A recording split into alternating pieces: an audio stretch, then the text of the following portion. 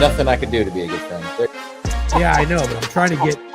What's so funny? He'll always have his big dumpy. Don't downplay his big dumpy. The guy's got a. I'm not. Trent can throw that ass. This is a problem. I'm fat. I'm like 25 pounds overweight. It's really bad. That looks like someone photoshopped you. Yo, I'm down 1K in the last 24 hours. Sounds like you need to take a break. Going for a walk is also a good idea, but then what will happen is you're going to see like a guy in a Cincinnati Reds shirt for no reason at all, and then you're going to say, oh, that's a fucking sign. I'm going to put $1,000 in the Reds to get all my money back, and then boom, you're down 2,000, and you're saying fucking it's Jeff Sunday's fault because he told you to go for a walk. I ripped the fuck out of my pants. How ripped? Is that your crotch? What was that, dude? And let me just say, I saw a couple people in the chat. One said missing a Georgia hat, and then Slackpack said, I'll send you a Packers hat. I want to make myself very clear when I say this. I will light myself on fire in front of everyone I love before I wear a Packers or Georgia hat.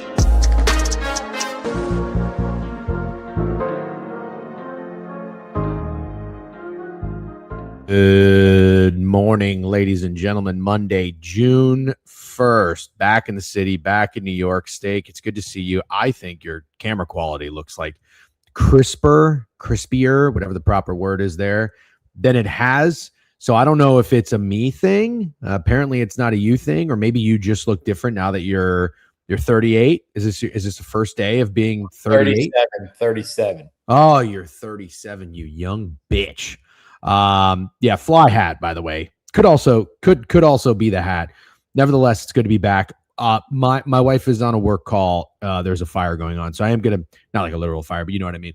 I'm gonna try to keep my voice down a little bit. I'm very excited just to be streaming in the, not the office. Maybe we'll get an office one day, but in like the normal, natural setting, and not the mom's house with the beige wall where I feel like I'm blending in. So I'm excited. It's Monday. Snowman already said he's here for the recap. I love it. Where's that all caps fucking comment I wanted to highlight? Where is it? There it is. Recap. Snowman, good to see you. I see you gave a shout out to the Book It Sports community 3 days ago. Yes, Timbo Slice. The whiteboard is ordered. Okay. Okay. Name your best Jazz player you can name. Random. Is Greg Ostertag good? I already dropped that one, actually. I think Greg Ostertag is probably similar to Nick Collison. It's good, but I'm sure DC Bets would give you shit. You want to hear mine? Shandon Anderson. Remember him? Remember him?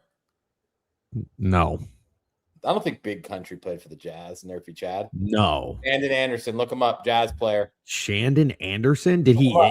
Look him up, dude. Did he even contribute? Raja Bell. Raja Bell's a good one. Greg Ostertag category. How about Deron Williams? Not elite at all. But you want to know why I think it's elite? Why? I don't think people remember him on the Jazz. That would be my argument. It's a fair argument. Reeves? Somebody said something I want to address. Timbo Slice, RIP whiteboard. I got good news. Jeff Sunday ordered a whiteboard. You do not listen. It's unbelievable. I literally just said that. Oh, you did? Yeah, I don't listen. Sorry, I got distracted by the Jazz. Derek Favors is an elite. Oh man, you're on a roll. You're on a roll today. I'm gonna have to just accept that Steak's half here and half not here, which I've known for a really long time. But I just thought it would get better, and it's just getting worse. It's getting very worse. I mean, that's crazy. D Will and Boozer to have a squad. KP Bet said not even 5 minutes ago, bro. Not even like 60 seconds ago. I said yes. Timbo Slice, RIP whiteboard. Shandon Anderson, I nailed though. If you had to put a percentage on it, in all seriousness, how much do you think you listen to me when we do this? It sucks because if I say what you want me to say, I'll be lying. I'm always trying to listen to you. I just have. You're not. Don't say that. Don't say that. That's why I can't answer the question, is because you don't want to hear what I have to say. No. I would like to hear what you have to say, but you trying to listen to me is not. I have a really distracted brain, like badly. No, I understand, and I get that. I don't know why you don't prioritize like us doing a show is the show. I agree. I'm going to let you finish, but I just want to address this whiteboard comment real quick. Timbo Slice. I know what you're doing. It's very funny. And it's great. I know you will spin everything to be humorous and be a joke, but it's taking years off my life. Yeah, I know. And I'm not trying to do that, but I'm just making sure you like saying trying when you're not trying or you are trying. I may need prescription drugs. Okay, but you keep saying this. I can't do this for many more years of you just saying you need something. You got to do something. You got to do something. You gotta. What can you do? I don't know.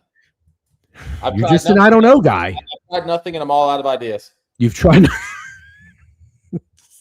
You're a fucking I don't know guy. I'm gonna get you a shirt that just says IDK with a steak emoji. That's your thing. Anyway, Slim Smith came in with a subscription. Bang, 18 months. Good to see you. And KP Bets 90 stream streak. Also, Bets with Bry gave out the 5 sub banks 3 days ago. It's just at the top of the Twitch mainframe. But thanks, dudes. It's always good to see you. And I will say this, not that I get sappy or anything like that when we talk about the show or the stream in general. We always thank people for support, but I feel like for it being a slower time of year, the chat, the followers, the engagement, the nice messages, the nice comments and everything like that, we really appreciate that. We don't always need the glazing. We don't need yes men. I'd rather have our balls busted, for a couple hours a day than just be fluffed. But every now and then it's very, very nice and reassuring to hear. So we really appreciate that. It goes a long way.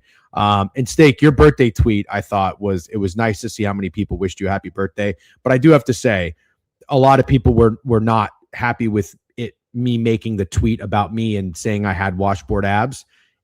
It's not your fucking Sweet 16. All right. It's your 37 and it's a nice happy birthday, telling people to wish you happy birthday, telling you to follow you when the last time you've said anything about following it was unfollow Jeff Sunday. Never forget, I'm still scratching and clawing to get those 60 followers back. I'm just kidding. But let's relax. Also, your comment was very funny because I 100% did not, was so accurate. I was going to say gold star of the week. How on fire has DC Betts been? Yeah. You don't want to give him glaze because he did he took my beard off, which really pissed me the fuck off. But yeah, he's been on fire, but he always plays at a high level. That's the thing. So in order for DC Betts to be considered on fire, it has to be really good because he plays at such a high level consistently. He is. So DC is Team Ramble, but we vibe thankfully with Ramble. But I got to say, like, DC is just a dude that like will always find himself on a team. You know what I mean? Like, I'm not saying he's necessarily like a player comp, and don't be insulting. Well, so here's what I was gonna say, and this is not the right comp, but he's a guy who you might think, because he's maybe not a superstar, but he's very important. I was almost gonna say it's kind of like when the Bulls like traded Alex Caruso.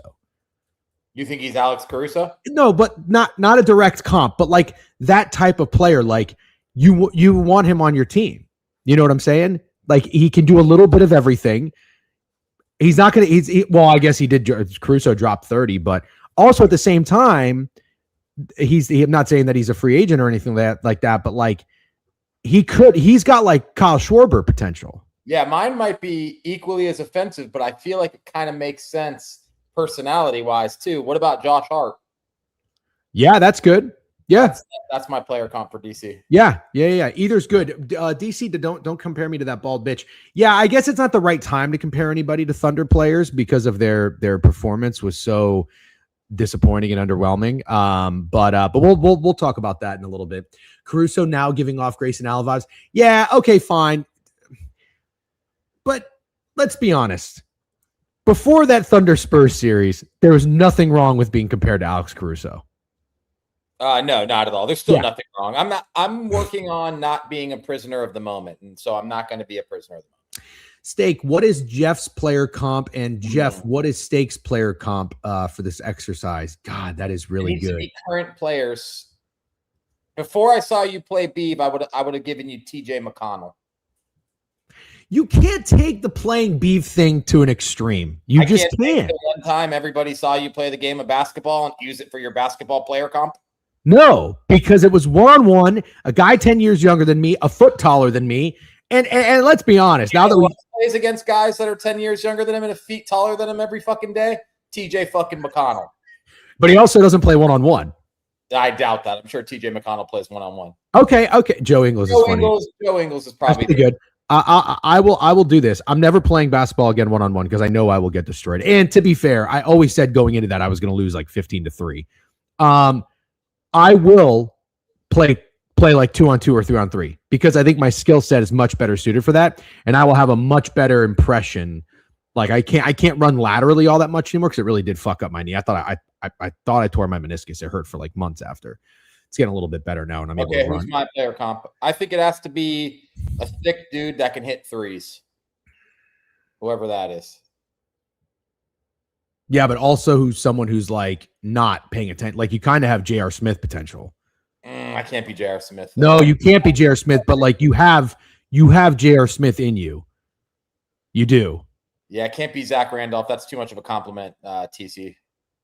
I'm not hard. J.J. Barea. I actually don't hate J.J. Barea.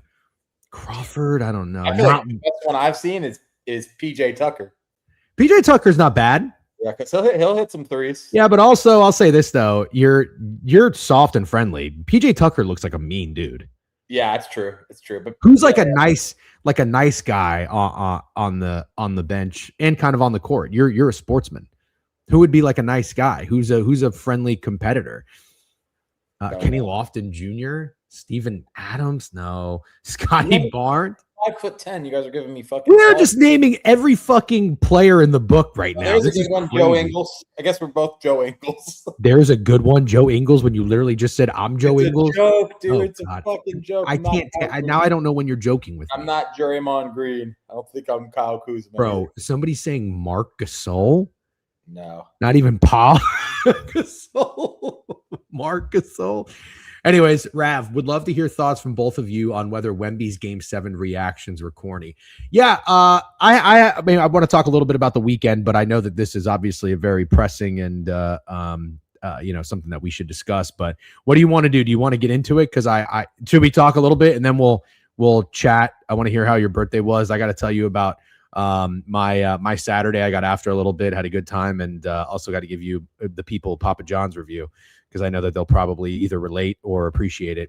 Yeah, let's address it though. Marc Gasol was not bad for what it's worth. Also, I forgot to tell people this. I bet Jason Kidd to win Coach of the Year, and he got fired. Yeah. Wow. I don't know that I'd like disclose my like in the Discord and everything, I tweet NBA futures. Remember, I couldn't remember what I bet Jaylen Brown for. It was like MVP or most clutch player. Yeah, that's because most clutch player is a sort of annoying thing. It's so stupid. I'll never do it again. And then I did Devin Booker for the opposite. I think I did Brown clutch, Booker MVP. He was like 80, 90 to 1 or whatever. And then I bet Jason Kidd to win Coach of the Year, and he got fired. So that can't get swept under the rug. That's kind of funny. Yeah. Okay. Rav pointed out. Let's start there. And then let's talk about the Game 7. I'm going to glaze you a bit, which is great for somebody who just had their birthday, so we can extend this. This will be your birthday week. I'm assuming Rav is asking this question because it's something that Biev tweeted. I saw Biev's tweet. Did you see it? No, but I saw a lot of people calling it corny. Like I saw a lot of people. I didn't my whatever, for whatever reason, my feed was not filled with people trashing Wemby. The only person I saw doing that was Biev. I had no issue with it. I did not think it was corny. I thought it came close. I thought it came a little close, but I do think there is something where, not that I can empathize, but I can understand why Biev or why someone would see Wemby's reaction and feel that way. Does that kind of make sense? Like, I sort of see both sides, and I hate to be that guy, but I am totally fine with Wemby's reaction to winning Game 7. How are you? I have a lot of takes, and I'll try to filter through them. Number one, like lightning, thank you for saying it. I wonder how it feels to be 22 years old, just accomplished something that no one ever will accomplish, and you have to worry, like, am I going to look corny on the internet, or am I a fucking millionaire top 5 player in the NBA at 22 years old, carrying my team to the NBA Finals, celebrating with his teammates after an incredible accomplishment where you knocked off the defending champs who happen to be your biggest rivals and will probably be your biggest rivals for years to come. But we talk about it a lot. Gotcha guys. People like being gotcha guys. So the second they saw Wemby doing that, they immediately couldn't wait to call it corny. We call everything corny. Here's the thing about Wemby. He's weird looking, because you're always going to be weird looking if you're 7'5". I'm sorry. Everything he does is weird. Can I be honest? Every time Wemby shoots a 3, I'm like, oh, that looks not right. And then boom, it fucking goes in. I have no idea how it happens. He's a weird looking dude. Show me a 7-foot guy and I'll show you a weird looking dude. Did you see him hugging Bismack Biyombo or somebody? Did you see him? He was like leaning over him, holding him up, and he's 7'5". He looks so weird. Everything he does looks weird. The only time I've seen a celebration that I thought was genuinely corny, because I really think you can do anything you want in that moment that the Spurs just did. All those guys are kids, man. Dylan Harper's 20. I think Stephon Castle's 21. I don't know if I'm 100% accurate, but the number one time that I watched somebody do a celebration for the finals and it was corny, it was Jason Tatum. And the reason why Jason Tatum was corny is because it wasn't authentic whatsoever. Mm-hmm. Jason Tatum looked like a guy who literally watched film. Watched film on how to celebrate winning the NBA Finals and then said, yeah, I want to do it just like Steph and I want to do it just like KG. Anything's possible. It's like, you can't recreate Kevin Garnett's anything's possible. Who the fuck do you think you are? So the only time you could tell me celebrating something of that magnitude is corny is if it's inauthentic. And the only time I can ever say I saw it be inauthentic was Jason Tatum. I have nothing else to say. I think you absolutely nailed it. So, okay, wait, I want to touch on first the reaction of Wemby getting criticized of being corny. it was raw emotion. Whereas I don't think Tatum was raw emotion. It was, okay, I'm in this moment. What should I do? And it was like trying to do what he should do rather than just whatever came natural. Timbo Slice said it. And this is where I think the line is, right? How hard are you celebrating? This is something that I don't really care to debate, because I get he was acting like he won the championship. Yeah. This is partly part of the reason why I bet the Knicks, and we'll talk about that a little bit later. I'm okay with how hard he celebrated. And I think the whole everything came out in this series of all the narratives, and something that I didn't know, I don't even think you knew, being a Spurs guy until we were here, was how much Wemby hated Chet and how much the Spurs hated the Thunder. Like, that entire series felt personal. And so I think that the Spurs Thunder, that felt like it was a championship one for the Spurs and for Wemby. Like, they really took that shit personal. But I thought he did a great job of saying, when they did give him the microphone and saying, we're not done, we got 4 more to go. You know, like, Wemby's just, I can't criticize the guy. He's doing, except when he bitched out on not talking to the media that one time. That was a little soft. That was his wackest moment of the series. Yeah. But I love how personal and how pissed off he plays for being a young dude and being when you say weird, he's just, nobody looks and moves like him. And that's why they call him an alien, which makes so much sense. But I am very, very pro Wemby and a lot of things. I'm a fan of Wemby. I'm not at all like hate watching or rooting against him or anything. And also, people talk about corny. Like, another example of it is LeBron walking into the games reading a book. It's like, dude, what are you trying to prove reading the first page of The Godfather? You know what I mean? Like, that's corny. Fake reading, exactly, Snowman. LeBron has no corny moments celebrating NBA Finals wins because they were all authentic. Correct. He has none. I say that as a LeBron hater. He has none. So let's see what Timbo said. We almost shouldn't even be talking about it because that game fucked. The series fucked, and that should be the first thing we talk about. Yeah. We're going to talk about the game, but let's close one thing. So I had the thought when I saw them celebrating the way they did, I was like, ooh, I don't love this. As a guy who needs the Spurs to finish the mission, I don't love this. But then I really tried to think about it. The Spurs are young as shit. They're stacked. And in any other world, they would almost be like a guaranteed dynasty if they stayed healthy. But then they have the Thunder. And I just don't think anybody realizes how many more times these teams are going to see each other in the Western Conference Finals in the next 10 years and have battles just like we saw. So because it was beating the Thunder, the defending champs, the boogeyman, I'm okay with the celebration. But would I have loved that celebration for winning the Western Conference Finals normally? Not really. I would say you do that for winning the finals. Yeah. It would, you know what it would kind of, I guess the comp be? It would be like maybe, the Bills beating the Chiefs. Yeah. And I would never dog, like, beating a team like the Chiefs. I would never dog any type of celebration. It's like, yeah, you got to win the Super Bowl, but dude, that's a big deal because the Chiefs and Mahomes are the next dynasty. The Spurs are a real big problem with how young they are, with how deep they are. And I still think the Thunder are a massive threat as well, which I'm not saying anything groundbreaking, but the biggest thing is why now, after watching that, while I think I will give the edge to the Spurs, got to be careful not being a prisoner of the moment, because you do have a little bit of the injury excuse with the Thunder. Jalen Williams not being there was massive. Yeah. Sure, you're right. Jalen Williams not being there was massive. And even AJ Mitchell, what was a big deal. Even if those guys played, I still, what I said, I found myself gravitating towards the Spurs. And the biggest matchup difference is just what Wemby did to Chet.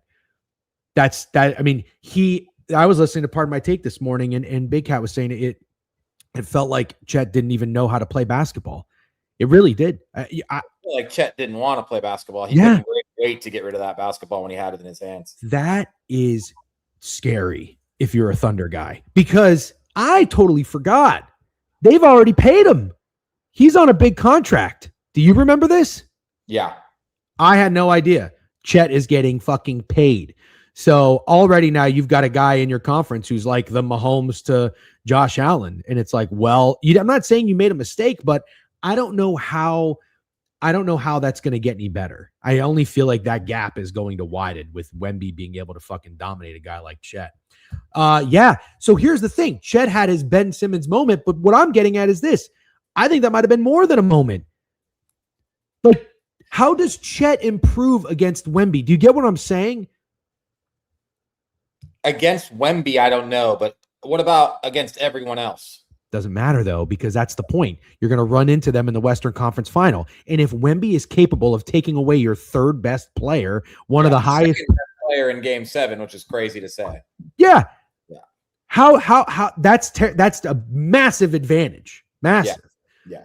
So anyway, I mean, Chet Holmgren, and you could argue Chet Holmgren not showing up is the reason they lost this game. If I would have told you were getting 35 out of SGA on 12 of 21 shooting when he wasn't foul baiting all game, SGA was awesome. He really was. He was fucking so good in that game. And then 4 threes in the fourth quarter by Hassan Wallace.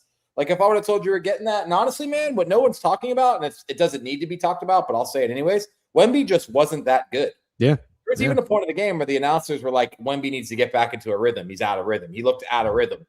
There was just a guy that showed up for the Spurs at every point of the game to be a dog, whether it was Castle, whether it was Vassell, whether it was Keldon Johnson. Keldon Johnson was pissing me off in the first half. I'm like, I almost tweeted, make sure Keldon Johnson does not come back into this game in the second half. And boom, he comes in and hits back-to-back threes. And then Champagne, or however the fuck you say it, he was crazy. He was insane. Crazy. So it's like, and yeah, Fox was great too, dude. De'Aaron Fox had his best game of the series. And and it was all at different points of the game when the Thunder were not going away. The Spurs would go up 11 and then boom, it's a 5-point game right away because the Thunder were just staying in it. And I even texted you, I was like, Spurs are playing this well and the Thunder are still in it. Like, I'm nervous. Spurs have technically dominated this game, but the Thunder are still in it.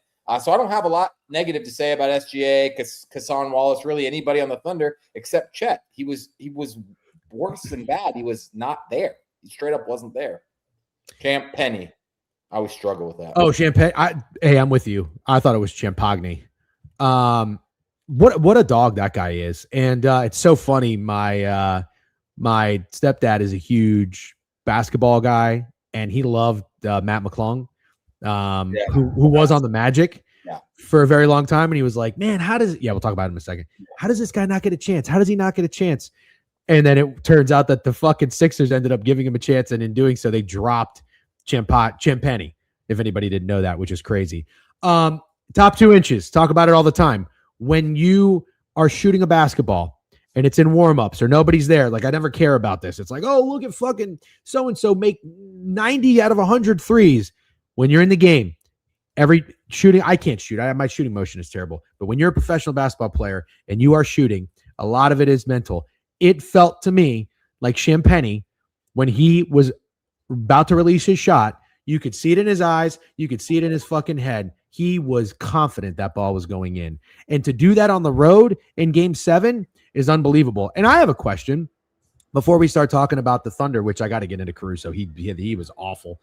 Yeah, I tweeted that Mitch Johnson is the NBA's Sean McVay. Now, listen, of course, I'm being maybe a little bit dramatic there. What I really meant was he's a young guy who is fiery on the sideline.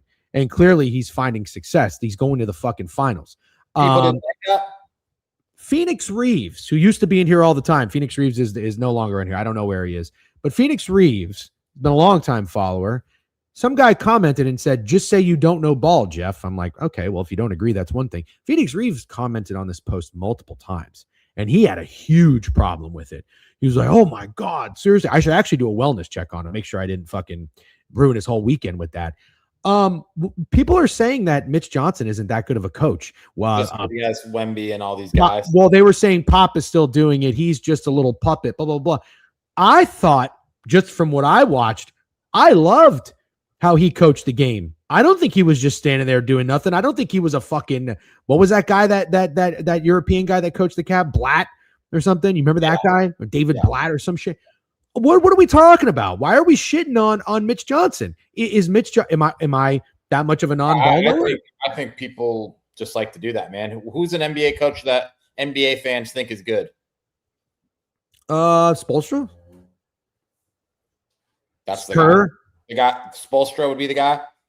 I like Spoelstra. You don't like Yeah, Spoelstra? I like Spoelstra too, but we're shitting on Mitch Johnson for having help from Pop and having Wimby. But the guy we like is the guy who won his finals with LeBron James, Chris Bosh, Dwayne Wade, and Ray Allen. Dude, I'm so with you, but like, no way we aren't giving Johnson flowers. Trenny, that's kind of where I'm at. I'm with you, to be clear. No, I know you are, and I'm glad to hear that.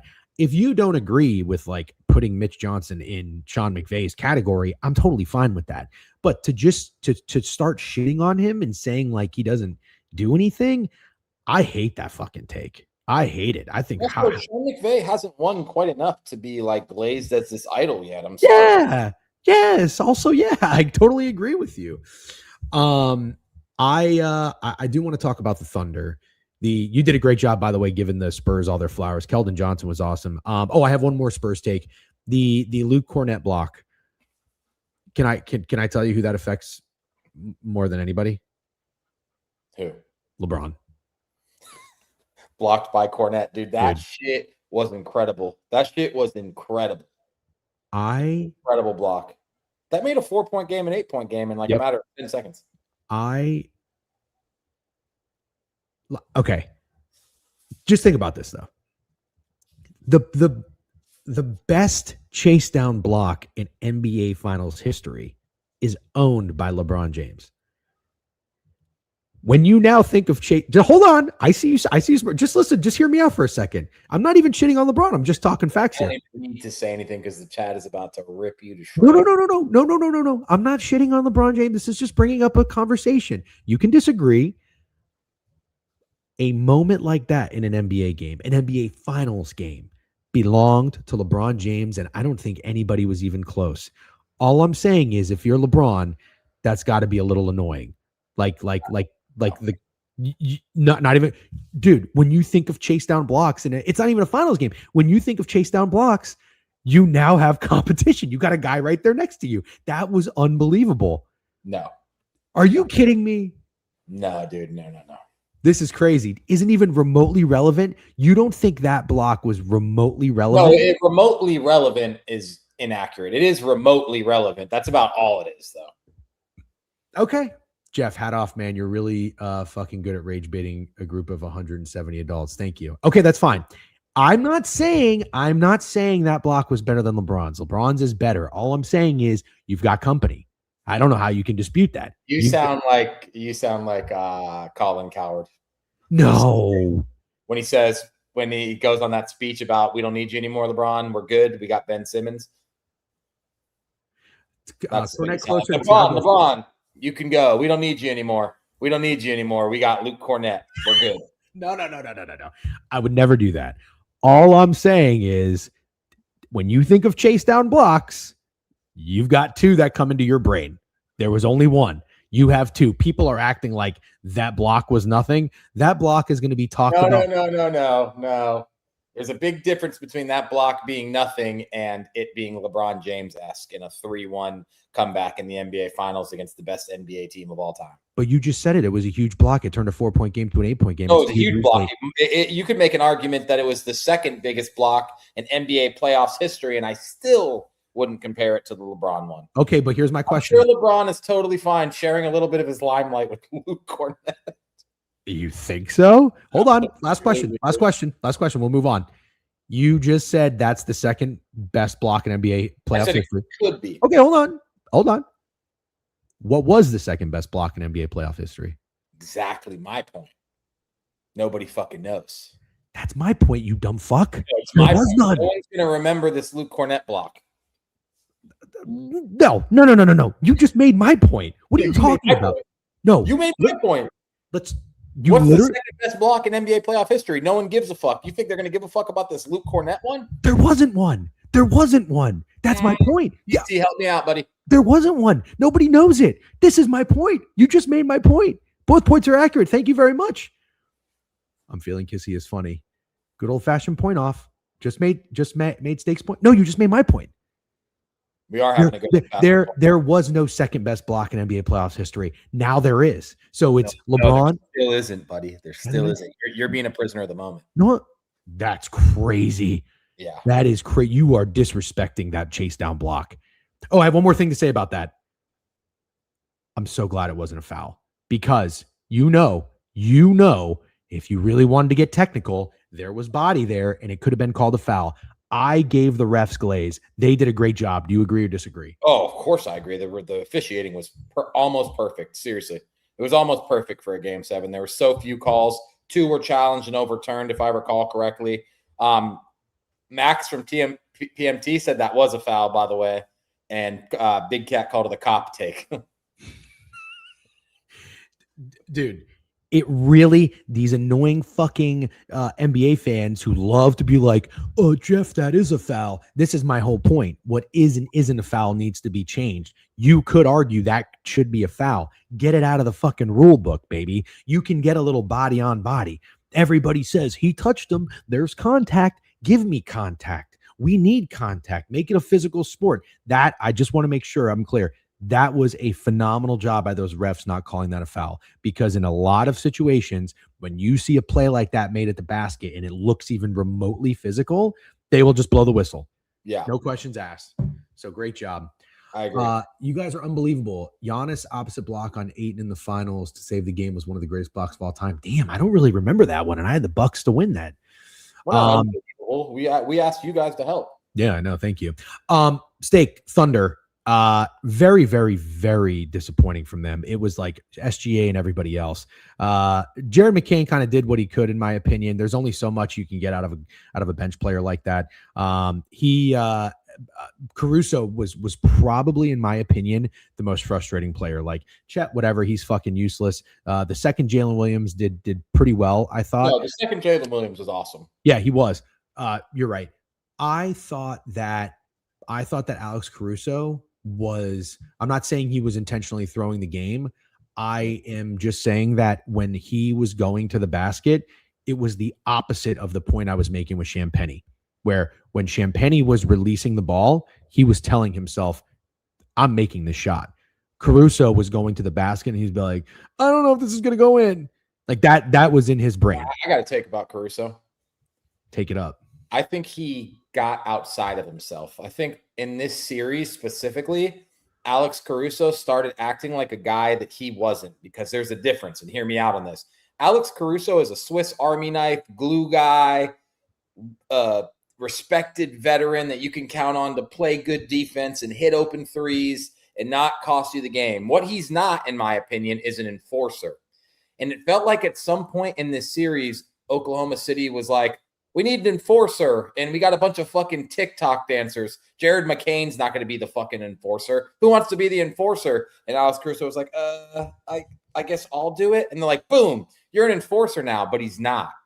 And so all of a sudden, I feel like Alex Caruso was the hard foul guy, the too tough of defense guy, and that got him outside of who he was, and boom, then you get 3 for 14 from the field and 1 for 6 from 3, because all of a sudden you're playing a different type of game. When in all reality, like even Dort's a better example. Like I'd rather see Dort just be that guy all game. It's almost like Caruso turned into white Dort for a little while. Really good take. Really good take. You're kind of in your bag today. I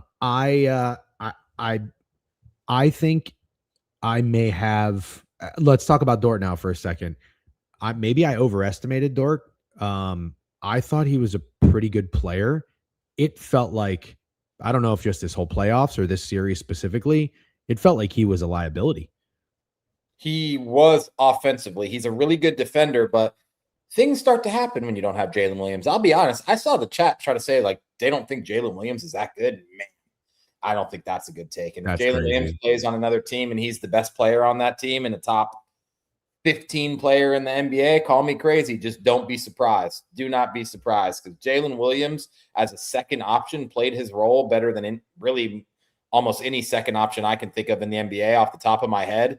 And seeing him not be in that game with how bad Chet was and how different of a team Oklahoma City turns into and he's not out there, I just don't agree. I don't agree with that Jalen Williams take. I think he is really fucking good. Yeah, I think he's really good too. And I again, as a Thunder guy, I'm okay with acknowledging that I thought Chet was a fine player and like their whole core is really solid. And back to our starting 5 argument, if you were to say the Thunder have a better starting 5, I wouldn't have disputed that. But I thought Dort was like a solid player. Whereas after this series, I'm like, oh man, he's if you power rated him as like a 7.8, I think he drops. I think he just dropped to like the 6s, like a full point, which is a big deal. Like if you were in charge of the NBA 2K game and you had Dort as a player rating, would you say he was probably 80s? And now you got to drop him a little bit, or high 70s. I don't play 2K. I'll just take a guess. There's definitely people who play 2K. I'll guess he's somewhere around a 79. Well, that's what high 70s over low 80s would be my guess. And let me just clarify my point so I don't want to get taken out of context.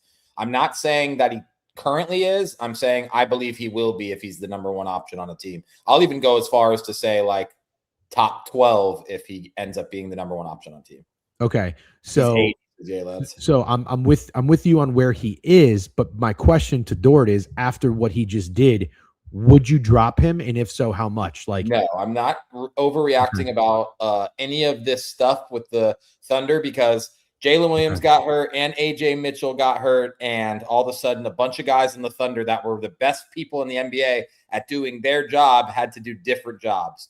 Caruso, Dort, a lot of guys on the even Chet had to do a different job. Everybody on the Thunder had to do a different job, and it didn't work out. The only one I saw rise to the occasion was SGA Game 7. He was pretty bad all series, but he was great Game 7. And Wallace.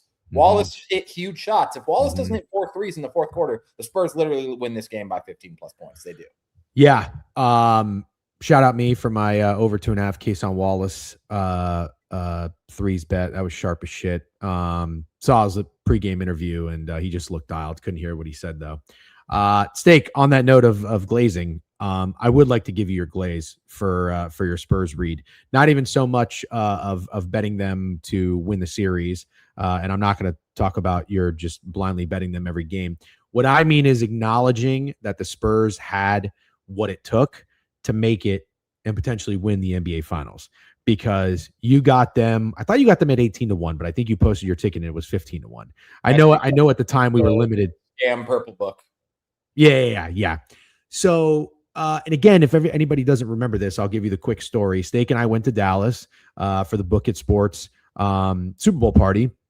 We flew in on Saturday and we went right to Cosm. Steak met up at the hotel. We fucking went right to Cosm. It was like a 30-minute drive, and that's the big like Sphere place. And we watched the Mavericks Spurs, and we really didn't go into it, thinking shit about the Spurs. We were there. We bet on Cooper Flagg. We thought he was going to be a hot dude. The Spurs dominated this game. And I'm over here fucking goo gagaing video everything. We also had Duke UNC on the other TV in the back, but we didn't watch it. And we walk out of Cosm and we're like, yeah, place is cool, whatever. And that's when Steak was like, honestly, man, I think I'm going to take the Spurs to win it all. And I had no beef, but I certainly wasn't like, oh, dude, you're on to something. And what I love about this, and I'm being serious, what I love about this is it's my favorite part of being a sports bettor. It's using your eyes, using your brain. You're not using an algorithm. You're not using AI. And I'm not shitting on anybody who does that. That is totally fine. You're smart. You're probably more profitable than me, and you're disciplined. That's great. I love the human element of making a decision by seeing any type of team, any type of sport, and identifying value, essentially. This team was 15, 18, 20-1 to win it all, and you thought they could do it. Now they're fucking minus 220. So what I love about betting, and not even you being one of my closest friends, I mean anybody in the chat, when anybody gives me a thought or an opinion, I'm listening. If you just give me data analysis of what a computer is telling you is like plus EV, etc., I just don't give two fucks. And I'm not shitting on the type of sports bettor that's out there, but that's old fashioned in my opinion. What you did is old fashioned, and I'm kind of an old school guy, and I love that. So I think you're going to be in for a dogfight, and we'll talk about what we think about the series next. But great job for keeping it old school and for and for identifying the value in the Spurs, because I didn't hear a lot of people talking about them at all. So you really weren't even that influenced, in my opinion, by the outside noises. So I would just like to properly glaze you like a donut. Thank you. Appreciate that. Now, I will say I am so nervous. I think you should be. I'm very nervous about the Knicks. I thought right after Game 7, I was like, I'm pretty nervous, but I'm gonna at some point the confidence is gonna come into me. I'm so nervous about the Knicks and the way they're playing. I'm hoping those fuckers are rusty. You want to talk about that? I think we should talk about it some. Yes. All right. DJ's best take ever. Wow. Thank you, Snowman. Just caught up. No one will remember the block. Prisoner of the moment for sure. Okay, fine. Fair enough. I'll take that. What's up, Tom and Jay? Good to see you. Still can't believe you wanted to stab me for the Irish exit, Tate. Thunder should absolutely overreact to go get Giannis. Yeah, I just wanted to say real quick before we move on from this. If I am Sam Presti, if I am the Thunder, I am overreacting. Sorry. If I lost that series the way that I did with Mitchell and Williams healthy, yes, I'm not overreacting. And real quick, me, Ty Majay, and Joey Dumps are going to the Trop Wednesday. First Rays game this year. I'm sorry you won't be there. They got a new thing called home plate box. So we're going to be sitting there. I'll do a review for everyone, and I will not be on stream Wednesday. Okay. Wednesday chat, we're either going to go solo, or I would love to have some super fans on, maybe a Knicks fan. I know there's Knicks tape or something. There's a good Knicks podcast that I went to one of their watch parties like a few years ago in the playoffs. It was a lot of fun. It was at T Squared. So we'll see if we can get somebody on to talk about it. BK will be on Wednesday. Also on that note, I'm going on BK's podcast tonight. Tap in Birdie every week. It's on Monday night, 8 p.m. EST. I'll be sure to share that and promote it. Going to NYC on the 14th. If the Knicks close it out in 5, then the parade would be the same day. Oh my God. Yeah. I have Knicks to pee. Ain't winning in 5, little bro. Knicks ain't winning in 5. I already have my Mona Lisa. Let's talk about this for a second, but I have to pee. Can I do it with a fresh bladder? Yeah, let's do it. I'll pee. Okay. All right. We'll be right back after these words, and we're going to talk some Spurs Knicks. Goodbye. I might not go pee, chat. We're just sit here and talk to you guys.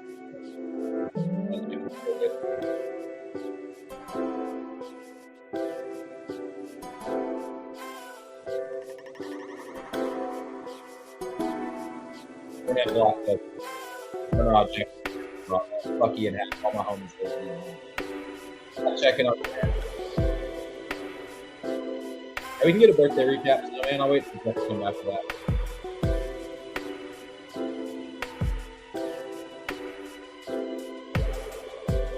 The question is, hey, Herner, will there be another people? That's the question.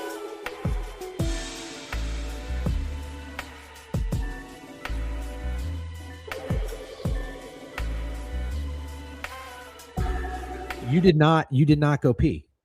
I did not go pee. Now I sat here and talked to the chat. So why would you say you're going to go pee and not go pee? I don't know. Didn't feel like it. You went really fast. You heard what you just said, your answer, right? I don't know. Yeah, sorry. I don't know, Jim, that I'm going to make something like this. I'm going to work with DC on this. Okay. You want my birthday recap real quick?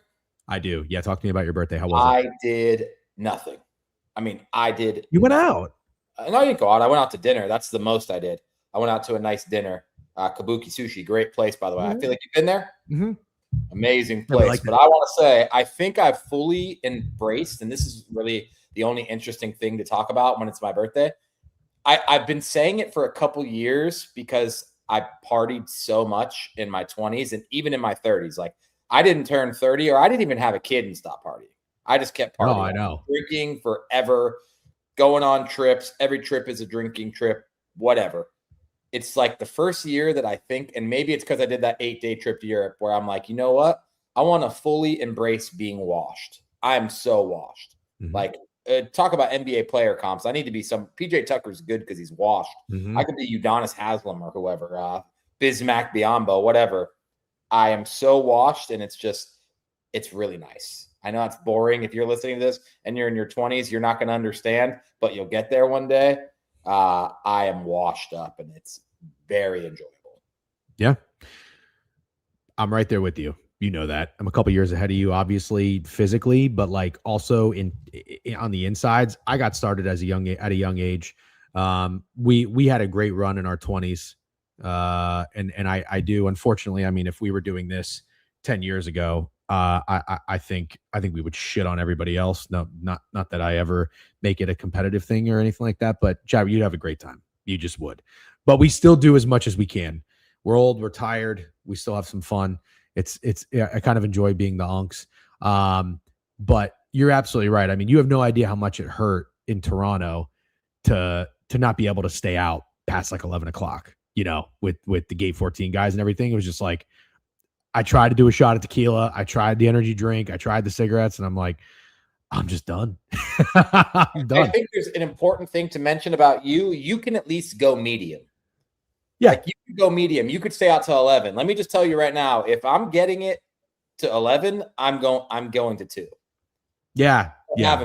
I'm going to like have a drink or two at dinner, or I'm going to fucking rage. Like Yeah. I like going to a sports bar and drinking for 12 hours if there's sports. My favorite thing.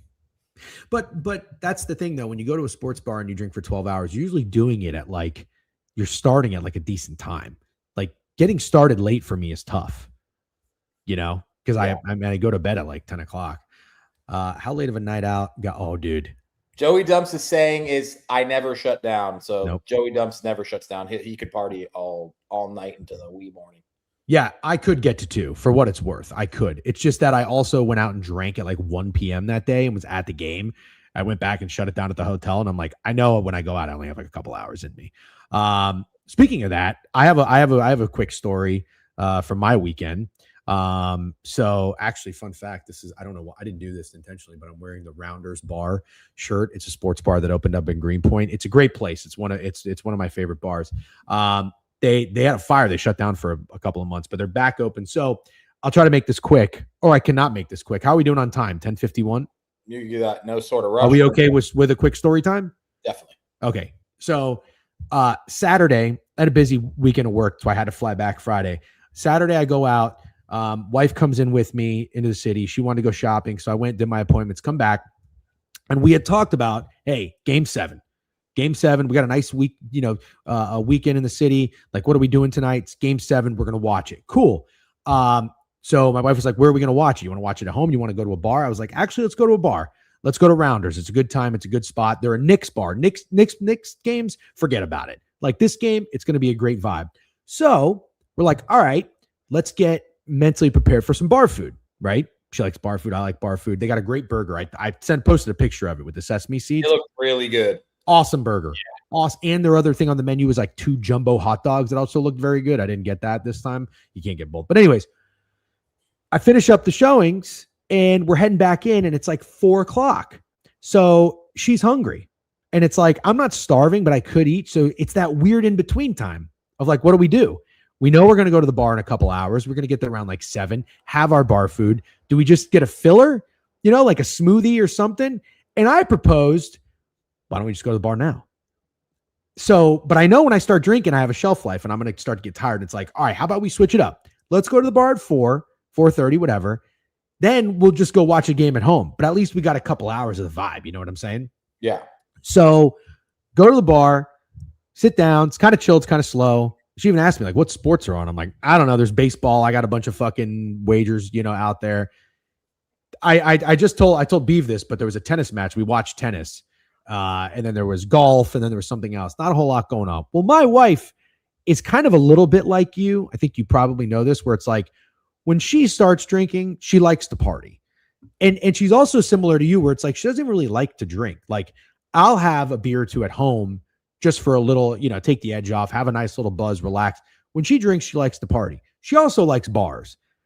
So this is my happy place. Like I'm at a great sports bar. She's having a couple surf sides.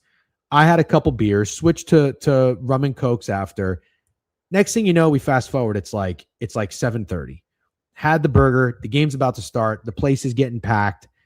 And it's like, I had to flip a switch because I could have stopped drinking, but you're there. We're not going home. Stayed for the first half, right? Well, we had the burger at 4 o'clock. So steak, what happens? You get hungry again for dinner. Okay. So we started to think about dinner options. Now, my wife and I do like shit food. If the way I talk about what we crave and what we eat, you'd think she's 400 pounds. She's not. It's actually hilarious. She's petite. But this is what she says to me. 4 surf sides in. I had about 2-3 beers, a couple rum and cokes. She's like, Papa John's has stuffed crust. I fucking hate Papa John's. But I'm a curious guy. So I'd like to have an opinion on Papa John's stuffed crust. Did you post anything about this? No. Damn. Should I have? Yeah, of course. Do you see how well your Burger King thing did? Yeah, I guess you're right. I did take a picture. So this is what I wanted to talk to the chat about. Papa John's. Okay. This is my like leaning up into, which I think I'm doing okay. It was only about 4 minutes. So I get shit for this, or did get shit for this. I don't do it anymore, but I always craved, because I was like through college, I had Domino's, like thin crust, 555. Always had it. I like Pizza Hut, but as a kid, I never liked Papa John's, ever. Between those three, my wife liked Papa John's growing up. Were you ever, between those three, did you ever have who was it? Papa John's. Dude, my and mom loves. Here's the thing. You can only rate those three because it's not pizza, dude. It's like some version of cheesy bread. It isn't pizza. Yes. I get why people eat it. Sometimes it's delicious if you're drunk, high, whatever. Pizza Hut, Papa John's is the best of those three, in my opinion. The only one I would get, and there's one major reason. I love the garlic sauce. Okay. I'm so glad you said this. Yeah. This is great, because this is kind of what I wanted to talk about. I was a Domino's guy and then a Pizza Hut. Papa John's was so far down the list. Like better ingredients, better pizza. It's the ingredients are not better. It's disgusting. Like you just said, it's not pizza. It's like cheesy bread. So I did, out of everything though, steak, when we had like parties or get-togethers and somebody ordered Papa John's, I would get the breadsticks and dip them in that garlic sauce. Yeah, that's the move. When's the last time you've had this? A really long time, bro. Dude, it used to be like buttery and liquidy. It's not like that anymore. Oh, is it like mayonnaise-ish? Yes. Yeah. Huge hell. Huge. I don't know when they changed this, but back in my day, even though I didn't like Papa John's, I loved getting that fucking butter and dunking that breadstick in there. Papa John's doesn't even have their old school butter anymore. I'm not even joking to you. I genuinely mean this. If I ordered Papa John's pizza and they forgot the garlic sauce, I would either ask them to bring me back the garlic sauce or please give me a refund, because I have zero interest eating Papa John's without the garlic sauce. I was so disappointed. Now I got half sausage, half pepperoni, and I opened it up. It did look pretty good. One pizza? One pizza. Yep. My wife, actually, funny enough, ordered wings because she wanted to try them and they forgot them. I know. That's what I said. I was like, she was like, I want to know, because we were kind of craving wings, and the bar that we were at didn't have wings. They didn't come. I was like, that's a blessing in disguise. Yes. My wife only had like one, maybe two pieces of pizza, and she's just not into it. I think I had like 3 slices of pizza. So it was like almost a whole pie. And it was so soft. It was so doughy. You know, like when you hold up a pizza and like the flop, or it's like I feel like Domino's and Pizza Hut are kind of in the middle, like the end will flop. I held up the crust and the whole thing flopped over. I can't believe you didn't document any of this. I'm almost kind of shocked. I was really locked into the game at that point. I mean, because we had just gotten home, we ordered it. I was really locked into the game, and you're right. I just didn't even think about it. Plus, I'd already done a food thing. You know, I did the burger. Yeah, okay, that's fine. I want to be very, very clear when I say this. Wings at Papa John's is completely unacceptable. Yes. Completely unacceptable. Like, I see the people say, "Oh, you live in New York, you can't order Papa John's." Like, you can. Yes, you can. There's like a ton of shitty pizza in New York. I've already said this before, but I feel like people that haven't been to New York don't get that. They think that like every piece of pizza in New York is good. It's not. There's so much shitty pizza in New York. You cannot get wings from Papa John's. That's got to be bat meat. That has to be bat meat. The fucking sports clown is saying Papa John's wings go crazy. I hope my wife doesn't hear No, that. is crazy. Oh, yeah. I'm so glad they didn't bring him. They were definitely 100% going to be bad. But the pizza was not good. It was not good. And out of everything, though, I couldn't believe the fucking butter. Like, you know, I keep saying this, and I don't want to be the crunchy old guy, but like things are changing, and they typically change for the worse. Like, why would they change that butter? Blew my mind. And the last thing I will tell you about the Papa John's, I'm not a guy who talks about bowel movements. I'm not a poop joke or a fart joke guy, and you're not either. I was up in the middle of the night for like 2 hours. That Papa John's fucked me up. Yeah, but you had a burger and fries. Sure. Yeah. Can't just blame it on the Papa John's, but I will tell you right now, I think my Papa John's chapter is closed. That was it. Never been a Papa John's guy to begin with. They changed the only thing I liked. And if I'm going to crave like fast chain pizza that's not real pizza, I would defer to Pizza Hut or Domino's. Somebody said Little Caesars. I used to be a Little Caesar guy in my teenage years. I think I had them like 10 years ago, and it was really bad. I don't know that Little Caesars is even anything to consider. Do you agree or disagree with I that? agree, but you know what I used to like from Domino's? Thin crust. That's all I ate. Domino's 555 thin crust. Seems like we're sort of on the same page about Yeah. Jets. So Jets is in Orlando. I like Jets. I've never had Jets pizza. Oh, it's good. It's kind of more Detroit style. I think it's like thin, like thicker crust, which I like Detroit style pizza. Not me, but I had some in Detroit and it was fire. Yeah. Okay. All right. So I just had to get out there, and it sounds like Snowman says Domino's by KO. Yeah. Big Bubs. Happy Monday, fellas. Have a great week. Appreciate you. 33 months. Also, I saw Austin say he started a new job. He can't be in here. He wanted to see if there's a VOD. Yes. The VOD should always publish on the Book It Sports Twitch or YouTube. You can go back and watch it. I think a bunch of people do that, by the way. We always appreciate you guys. If you're in here, make sure you're following the pages and like and sub if you're on YouTube. And then Steak, let's give some thoughts on this Spurs Knicks series. I'm gonna tell you why I bet the Knicks, but I did just hog the microphone, so I'd like to give it back to you, and then we will talk some baseball. I got something else. Actually, it has nothing to do with the Knicks, Spurs, or baseball. Okay, let's do it. Yeah, let's do it. It's Monday. Did you see the Taylor Mathis thing? Yeah, I retweeted about it. You did? I did. I took a little bit of a different route with the Taylor Mathis thing. What drove me insane about her tweet was she puts the $sign after the number. And yeah, you can roll your eyes all you want. About? Well, no, I care about the other things, but I have to be careful. You push this narrative that I hate women, and so I'm done. Yeah, that's actually fair. That's fair. Yeah, so I'm done clowning on Taylor Mathis. She unfollowed me. We had this big back and forth thing when I retweeted the VSiN stuff when they were promoting an app that had her pics on it, and I just thought it didn't fit. And I tried to explain to Taylor, I'm not even going after you. I'm just saying it's a weird fit. I'm actually criticizing VSiN more, and she didn't understand it. She got really mad. And you know what? I've said this. I don't even think Taylor Mathis seems like a bad person. I just think she's very uneducated. And I'm not kidding, dude. Like this actually, what just happened with recently was probably her best defense for the whole meme coin. And I think somebody already retweeted and said this, but like I'm just gonna put it bluntly. She was too dumb to pull off a rug pull on a meme coin. She legitimately had no idea what was going on. These people in crypto probably approached her. She was like, yeah, let's do it. Yeah. And then they fucking did what they were always going to do. And she was like, I had no idea. Impression? Yeah. You made her sound Canadian. Oh, I don't know where. Do that again. Yeah. Don't you know? Like Fargo-ish. Oh, She's somewhere from the Midwest. I'm not saying anything crazy. I don't know about that.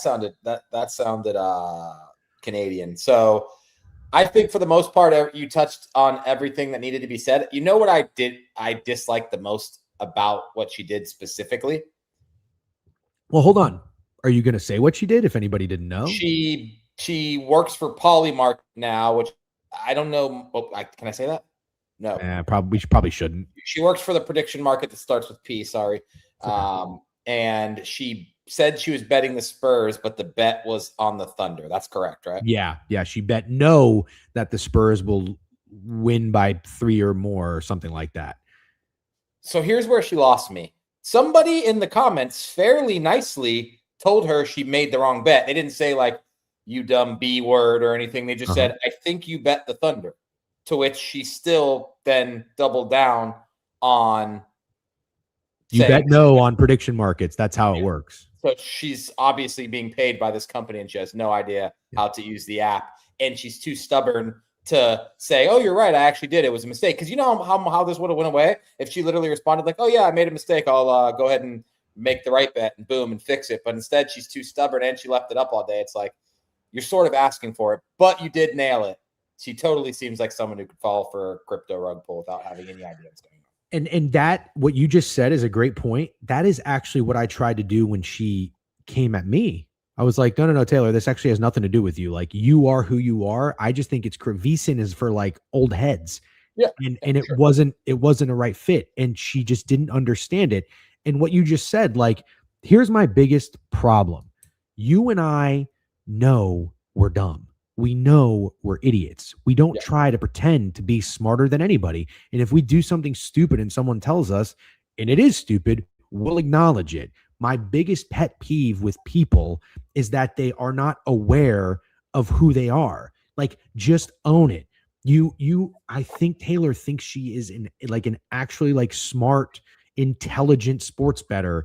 And it's like, no, you use your rack, whatever you want to call it, to gain followers and engagement, but then you want to act like that's not why people are coming to your page. They're coming for your fucking intellectual insight. Like, just stop. And you know what I really think? I think she's getting awful advice. I think she has potential to be massive in this space. She really does, but she is not getting any advice. She's surrounded by yes men. Bad advice, that's for sure. Horrible advice. Horrible. This is the biggest problem, and not even with just Taylor, but any companies and businesses and everybody in life. They surround themselves with yes people. And this is a perfect example of somebody who is not getting any sort of criticism or real feedback from people. Everybody in her circle has just got to be fluffing her up. And if you try to tell her otherwise, they say, fuck that piece of shit guy who thinks he knows better or whatever, which is why you were so annoying, because you were fucking leaning into that jokingly, but most people don't know that. So anyways, I stopped with that agenda. Yeah, thankfully. That's great of you. I don't know. Hey, Steak, why are you doing that? I don't know, man. Yeah, it's great. You actually fucking just took a second to think about it. So Jeff is spitting. Thank you very much. Yeah, no, it's taking the Twitter world by storm. And I'm glad that a lot of other people are dealing with it, because I've gone against Taylor Mathis, and it's not a fight I want to fight. I'm not like rooting against her. I don't think she's a bad person, but she needs to fucking she needs to get some better advice, and she needs to listen to it. There's an old theory that if you say cannons 3 times in the chat, Chewy will appear. That's very funny. Is that what happened? Yep. Dude, that's very funny. DC got blocked by Taylor Mathis. Oh, so DC probably was trying to tell her something that she needed to hear. I actually didn't get blocked. I only got unfollowed. Damn. It's kind of interesting. We need to get you blocked. Yeah, no. I don't care. All right. Spurs Knicks. Quick early thoughts. We're going to be talking about hot dudes in about 15 minutes, so stick around or don't. Yeah, Spurs Knicks, but just chill, casual. Yeah, because you're going to be on tomorrow. We will dive in a little bit more. We'll talk about some series bets. You can have some fun with this. Most threes, most assists, MVP, who I did bet Cat. I told you guys I was going to do it last week, 25-1. But I bet the Knicks. The Knicks were plus 180 on the Green Book. I put 2.5 units on it. Basically just the exact same type of bet that I did with the Canadians to win the East. The Canes. The Canes were plus 180 to win the East. I put 2.5 units on it. You can say, oh, you could have got a better number, blah, blah, blah. Shut up. I don't care. I'm doing this for a couple of reasons. Okay. I'd like to explain them to you and see how you feel about this. And this is okay if you want to criticize me, you want to judge me, you want to say I'm not standing on business, I'm being a flip-flopper. I don't care. I'm just going to tell you truly where my mind is. And I'd like to get your feedback on it. I fell in love with the Spurs. I did, watching them play the Oklahoma City Thunder. Fell in love. But the Spurs are your bitch. And I'm not trying to take any sort of high road or look for any honor of being like, oh, I don't want to bet the Spurs because of your bitch. No, if I like the Spurs, I would bet the Spurs. Bet them in Game 7. They were your bitch. I did. Here's where I'm at. I'm very critical of New York City. I'm especially critical of it not being a good sports city. You could say it's a hot take. Fine, whatever you want to do. But I've lived here for 13 years. And when it comes to New York sports, the Jets and the Giants play in another state. It's an hour and a half to get there by train. The Mets play in Queens. The Yankees play in the Bronx. If you are day-to-day active in Manhattan, you don't feel any type of aura from a New York City sports team, except the New York Knicks. The Knicks, in my opinion, out of all the teams, are actually New York's team. And the Nets were in New Jersey. They came over to Brooklyn. They're a fucking joke. I'm sorry. The Barclays is the worst arena in the country, and nobody really gives that much of a fuck about the Brooklyn Nets. They just don't. I went to my first Knicks game. I think it was in 2014, Steak. I should find this. I saw the Elfrid Payton, Evan Fournier, Vucevic led Orlando Magic play the New York Knicks. Max, our friend, diehard Knicks fan, brilliant, super smart NBA guy, took me. It was very nice of him. And I watched Carmelo Anthony miss a game winner and the Magic won.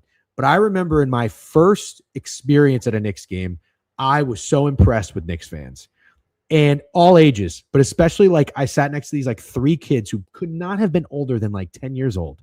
And they knew everything about the players. They were talking about some guy playing too many minutes, some guy getting overpaid, how many years he had left on his contract. I couldn't believe it. Knicks fans are the best. They really are. They're great. The corniness outside the stadium from like the game 1 win against the Hawks with a guy pouring teddy bear, those are fucking cornballs. I'm sorry. Those are not real Knicks fans. I'm talking about the real Knicks fans. I want them to get one.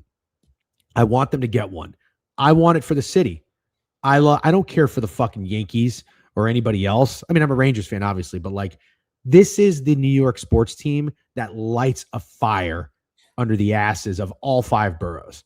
And I'm for it. So first and foremost, I'm betting the Knicks for the vibes.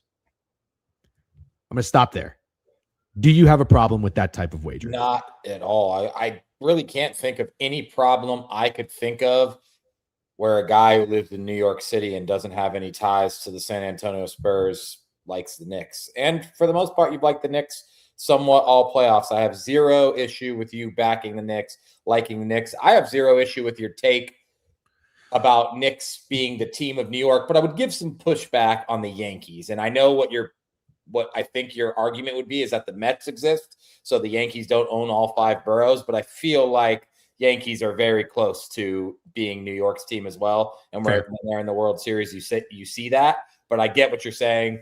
I like the Knicks. I'll straight up admit it. Like it's been fun to stand on business. It's really fun to stand on business when Spurs win game 6 and 7 and you get to look like a hero. That's great.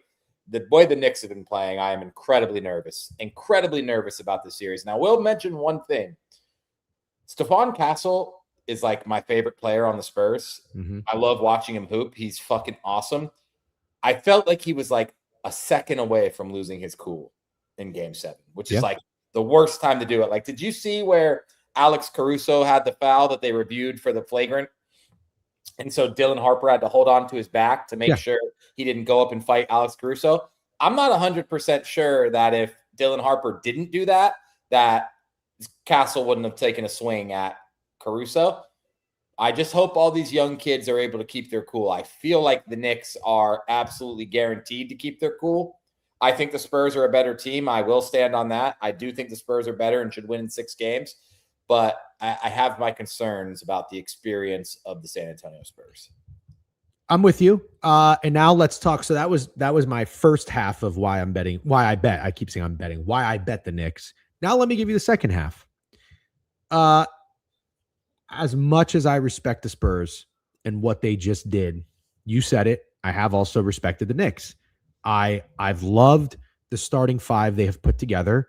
You and I thought getting rid of Tibbs was the right thing to do. And I felt like that wasn't necessarily being in the minority, but it was certainly more like people were, I can't believe you just fired a guy that took you to the Eastern Conference Finals. I thought you said it best. We may even have a clip of it. That was the ceiling. The Knicks were playing too many minutes. They were running out of gas. The complete opposite is happening. I'm no Mike Brown guy, but I think it's just addition by subtraction. The Knicks are getting better as the playoffs progress. Now, you can push back if you wanted to say they're playing nobody. Fine. I'm not going to argue that. The Cavs are fucking pathetic. I thought the Hawks were pretty good, but they were no match for the Knicks. And the Sixers were whatever. Totally fair on all fronts. But the Knicks aren't just winning games. They're dominating. Like, they're playing like Michigan-style basketball. Sorry, snowman, earmuffs. But when you say on paper, statistically, they are playing like one of the best teams in the NBA playoffs, it's real when you watch it. Everybody's locked and everybody's playing well. What happened? Hold on, I got to get this comment from Chewy up. Did you ever think Chewy would say the term "for the love of God"? No, but this is when you annoy me sometimes. Like, I'm sorry. Keep going. Don't go on a rant. Okay, no, I'm going to go on a rant. We're I got having a distracted. conversation. Listen, we're having a conversation about sports, about the Knicks and the Spurs, and you're distracted. This is why you annoy me. All you're doing as I'm talking, I pay attention to you. No, I listened to everything you said. No, you didn't, dude. Shut the fuck up. Bro, You're staring at the fucking chat, and Chewy fucking says something, and you stop the entire stream. For the love stream. of God threw me off. I'm admitting that. I was listening up until I saw Chewy say, "For the love of God," and then I got thrown off by Chewy saying that. That's it. Are you going to change? It's tough to say. But like, it's tough to say. You're 37. What about when you're 45? That's why it's tough. It's not tough, dude. We're talking Spurs Knicks. I know. I'm trying. You're not. Stop saying that. No, that's not true. I am trying. You're not trying. You just tell yourself you're trying to feel better. You're doing nothing. Yeah. No shot.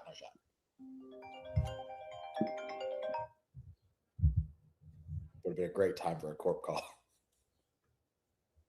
I don't even know what the fuck I was saying. What did Chewy say? What did he say? For the love of God? What was your question? Do I ever think Chewy would say for the love of God? No. Sometimes when Chewy talks, I think somebody else is commenting for him. I legitimately think that. Yeah. I don't know. There really isn't even that big of a deal for the love of God. I can't believe I was asking you a question and you stopped to reference Chewy saying for the love of God. The more exactly, dude. I'm trying. No, man, I'm really trying. How are you trying? I don't know.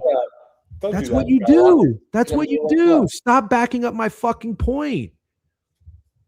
No one else has my phone.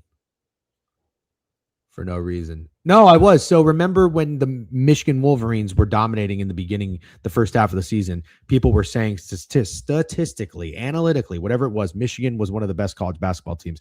The Knicks are that too. But then again, the pushback is their opposition, their opponents are very weak.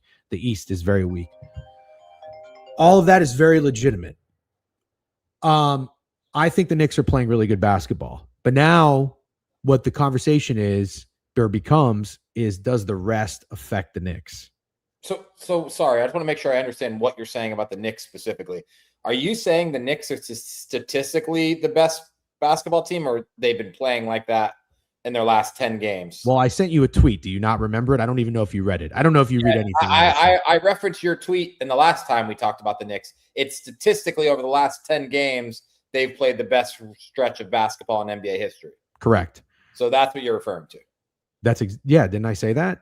No, because I thought you were saying that's just what everyone thought about the Knicks in general, like what people thought about Michigan to begin the year. No. Michigan was like that to begin the year. They didn't really fizzle out, but they had some losses. I feel like people stopped talking about them as much. They started to really like Duke. They lost that regular season game to Duke. They really liked Florida, and then Michigan came back after that and won the national championship. Yes. So the point I'm making is this. Statistically, not even what people thought, statistically, where it rules out opinion and you have the data, Michigan was playing like one of the best teams in college basketball. That was early in the season. You can't sustain it for an entire season. Statistically, the Knicks are playing like one of the best playoff teams ever, and they're playing their best basketball at the right time. I think this is real. I think how the Knicks are playing is real. I think they are really, really good. And no concerns about rust. That's what I'm getting at. Okay. So this is my next. This is what I said. The conversation then becomes the time off they've had. This is an issue. We talk about this all the time. When hot teams are hot, you don't want a bye week. You don't want games off. You don't want rest. It throws you off. Throws you out of your sync, the flow. You're in a flow state. It stops that. So this normally would be a big concern with me from a betting standpoint, but it's not. It's not this time around, because I think that the Knicks, with OG running into an injury, the Knicks and all the minutes they've played in years past, this is actually a good thing for them. And it's kind of like the Hurricanes. The Hurricanes came out. They've been knocking on this door for the playoff run for so fucking long, and this is their time to break through, and they just did it.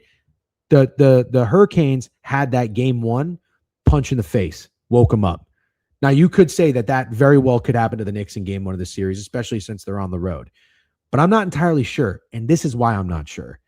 The Spurs came off of probably one of the most emotional Game 7 wins we've seen in a really long time. And we talked about it earlier. This was personal for Wemby and personal for the Spurs. The Spurs felt like they knew the Thunder were the fucking tough kid on the block. The Spurs weren't really getting respected. They weren't getting in the respect in the betting market from the beginning of the season and really not even towards the end of the season. What were the Thunder to win that series? Minus 300? Yeah. No respect. And they took that personally. They took that shit personally. So I think the Knicks, I don't even know from the X's and O's, I don't think the Knicks with the rust is going to be a big deal because of what the Spurs just faced and what the Spurs just did. So I kind of feel like that's a bit of a wash. I think the Knicks can win this in 6 games. That's where I'm at. Yeah. I think the Knicks can win this in 6 games. I'm obviously going to have to be against you, but I don't hate anything you said. I agree, Nate Hoops. I think it's better that they're on the road rather than being in Madison Square Garden where they were for game 1 against the Cavs and almost lost. And they had that happen to them in game 1 already. They came out slow, lethargic, and sluggish. I think this group of guys are a group of guys, starting 5, and the fact that they had a depth is absolutely massive. I'll end it with this. Jalen Brunson is a championship player. I don't think he's a champion. I don't think he is a guy who gets multiple championships. Wemby is a guy who's going to get multiple championships. And with people who get multiple championships, there's nothing that we've seen where they get to the first one and they don't win it. There's nothing to tell us that can't happen. Right? Yes, but I want to relax a little bit because I know a lot of people are saying like, oh, the Spurs are the next dynasty, even though we were calling the Thunder the next dynasty. I want to be really clear. Because they're in the Western Conference with the Thunder, and I'm sorry to say it, I'm knocking on wood as I say it, there's just no way somebody built like Wemby is not injury prone. We've already seen it. I don't think it's one of those things where the Spurs, where everything is now lined up perfectly. Everybody's healthy on the Spurs, including Wemby. And I don't think the mindset is we're going to be back here so many times because it's actually really fucking hard to get back here. And who just showed you that? The Oklahoma City Thunder. Right. So I don't know about that outlook, but I agree with what you're saying. Do I think the Knicks will not be in this situation that many more times in Jalen Brunson's career? I will have to say yes. Yeah. Snowman, let's see what Snowman had to say. LeBron lost his first title chance. Durant lost his first title chance. Luka lost his first title chance. Yeah. Yeah, exactly. Am I stupid? I'm not remembering. Giannis went to the finals and lost? Oh, no, wait. You're Giannis. I don't think Giannis didn't. I don't think the Bucks went and lost. I don't even remember this beating the Suns. Did they have a? Yeah, Snowman. I think that's okay. Giannis okay. did not. Yep, he's 1-0. But everybody else was a really good example. Yeah, beat the Suns. Yeah, sorry, Snowman. Sorry. W. Ron Mux. The Spurs without, dude. This is unbelievable to me. And then we'll start talking baseball because we have to. The Spurs, how good they were when Wemby was off the court was insane. No, that's what I love about the Spurs. Oh my God. Yeah, Wemby was not that good in Game 7. Yeah. No, you're absolutely right. Everybody else stepped up. Rose to the occasion. And when one dog started fucking tailing off, another dog came in and started barking, whether it was Champagny. Yeah. Champagny, Keldon Johnson, Stephon Castle, De'Aaron Fox. It didn't matter. There was always a dude to fucking do exactly what they needed to do. And it wasn't because the Thunder were going away, because the Thunder never went away. Yeah. Dylan Harper is the fucking man. He is. He's unreal. He's unreal. OG. Yeah. You know what, Tim? I thought initially, I think I even tweeted this as a joke, like what's OG NBA finals odds, in that, I don't know if it was in the Sixers or the Cavs series, but I love OG. He's probably like my favorite. Well, no, Josh Hart's my favorot guy. I love OG. He is my favorite Knicks player. I love that trade. I was not an RJ Hampton guy, or not Hampton. Jesus, Barrett. I was not an RJ Barrett guy, although RJ Barrett's been playing better. I love that fucking trade for OG. I love OG. He is an X factor, but I'm going to tell you right now, I really do think Cat is going to have to be a star in the series for them to win. Yeah. NBA Cup. Harper reminding the Spurs of the NBA Cup loss to the Knicks is fire. Yeah, dude, they just get it. They get it. That and holding down Stephon Castle so he didn't get up there and try to punch Alex Caruso at 20 years old. I just could glaze Dylan Harper all day long. Oh yeah, he's the absolute fucking man. And I I think the Knicks have dog though. Like that's the thing. I think when you match up the dog factor, I'm not saying the Knicks have more dogs. I think OG is a dog. Josh Hart is clearly a dog. I think the guys off the bench are dogs. Like Shamit's kind of been a dog, which is fucking crazy. Yeah, no, absolutely. Mitchell Robinson in the pinky situation is not necessarily ideal. I would be fucking shocked if he's not playing with a cast around his hand. I just would be.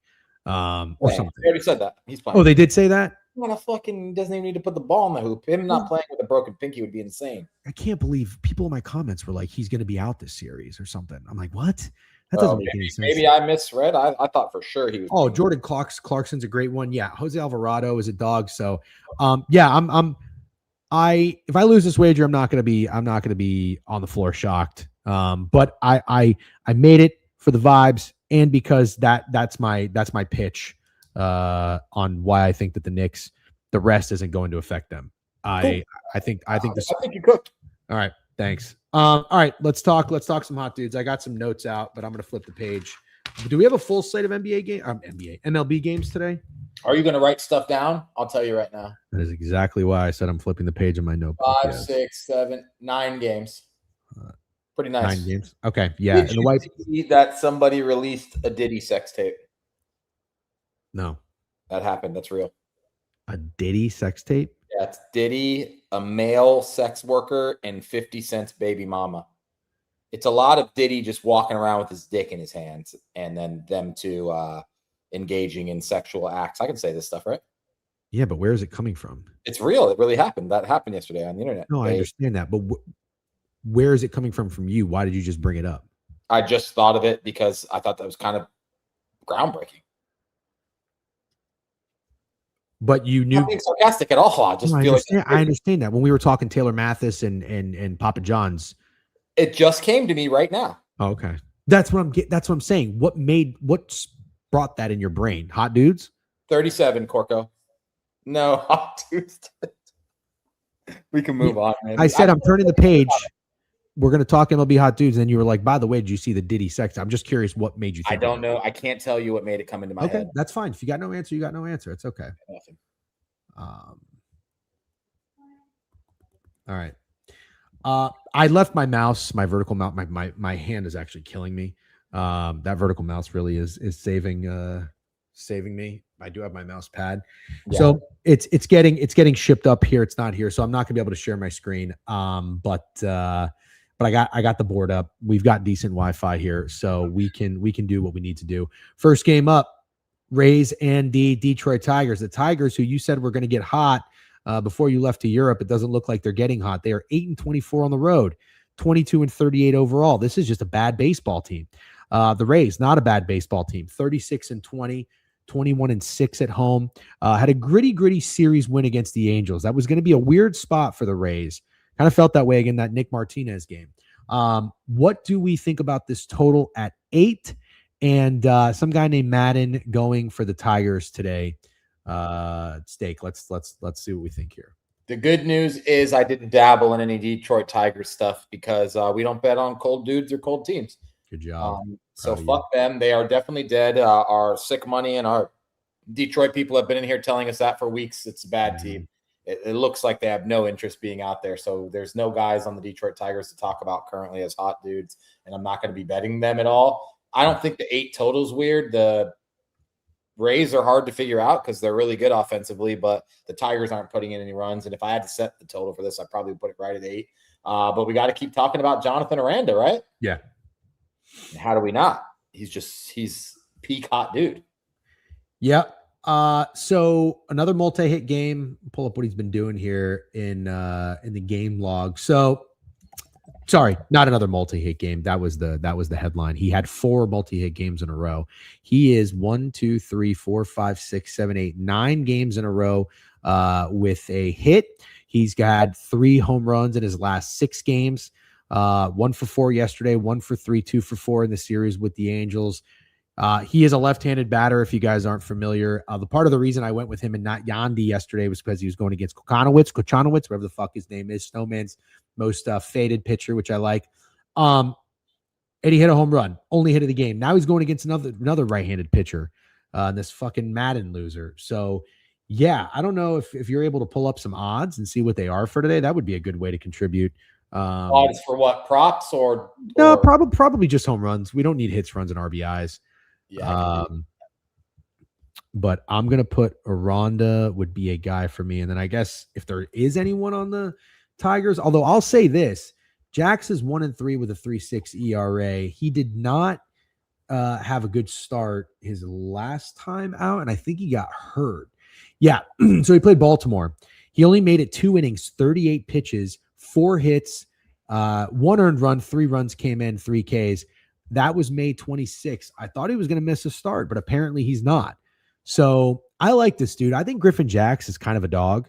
He's had a really rough start to his Rays career this season, but they're grooming him to be a starter. I already talked about that. He's getting better as the season progresses. And before that 2-inning game, he had a 4-inning, 5-inning, 5-inning. In those 5-inning games, 4 hits, 0 earned, 3 hits, 1 earned. He was doing really, really well. Baltimore just saw him twice. I think this has potential for Griffin Jax to have a very good showing today. Totally fine with that, especially assuming Tigers bats stay cold. Yep. Aranda plus 490 to hit a home run. Ooh, not a lot of respect. That's okay. 5-1. That's okay. Yeah, you're right. I'm not reading the fucking odds anymore. I'm not overthinking it. We're just head down, hot dudes. I'm gonna put that on there. I'm gonna maybe take Jax for something, but I don't know what yet. Maybe K's, maybe outs. All right, we can move on to the next game. The Nationals. Cade Cavalli pitching, righty. Oh, by the way, I said we were going to do this, and I forgot, so that's on me. The Rays are minus 155. Do we like anything there? Someone said wake up and press the Rays every day and move on. Yeah, I don't blame you. Feels like the right line. Nah, I'd probably take the under. Fair. Don't hate that at all. All right, back to Cavalli. Nationals are minus 135, minus 140 at home against the Marlins. Alcantara's on the bump. Nationals finally getting respect. Yep. 31-29, 6-4 in their last 10. The Marlins have not been good. They're a terrible road team, 8-19 on the road. Yeah, seeing the Nationals minus 135 is kind of crazy. Total at 8, especially with Alcantara going. Is Cavalli their ace? That I don't know, but I do. That's why I specifically thought it was crazy, was because they're that big of favorites against Alcantara. They're saying he's their ace. Okay, the Nationals have been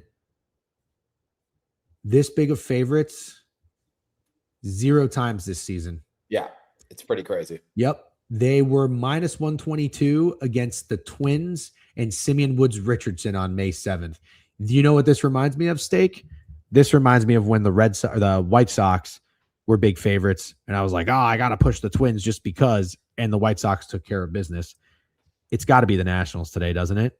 I would think it was Nationals or nothing. If I was betting aside, James Wood is the guy to talk about. If you want, he homered yesterday, 2 RBIs. He has 10 hits in 6 games, 5 RBIs in 6 games, and 3 home runs in 6 games. Okay. Marlins have lost their last 2 games, a combined 19-2 to the Mets. So I don't think they got too many hot guys going on over there. Yeah, I was going to say the last guy we talked about on the Marlins was Kyle Stowers, but we can move on from him. You want to know who another hot guy is? Luis Garcia? No.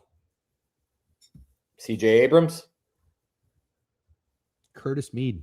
That was the only other guess I had. Curtis Mead, former Rays legend. Never forget, I believe the Rays traded Christopher Sanchez for Mead. Mead did not pan out well with the Rays. He got plenty of chances. In his last couple of games, 2 for 4, 1 for 4, 2 for 5, 2 for 5. He's got 8 home runs on the year. I didn't even know he was a home run hitter, but he was 0 for 4 in his last game, so I'm not going to touch this. You like James Wood for a hot dude?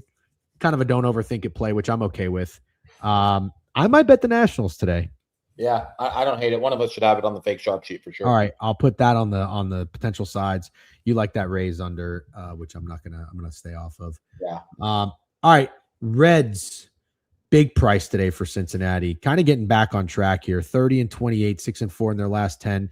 They got Chase Burns going. Burns has been a fucking dog this year against the Royals, who are just total ass. 22-37, 7-20 on the road. Feels like the right price. Are there any hot dudes here? Because I don't really know how else to get involved. I got a fun two guys to talk about. First of all, JJ Bleday is a hot dude. What team is he on? Is he on the Reds? On the Reds, and he has had multi-hit games in his last 3. He has 6 hits, 2 home runs, and 5 RBIs in his last 3 games. He's a hot dude. He's absolutely needs to be played HRR and home run 100%. Now, a guy I thought was interesting is yesterday I watched a lot of baseball.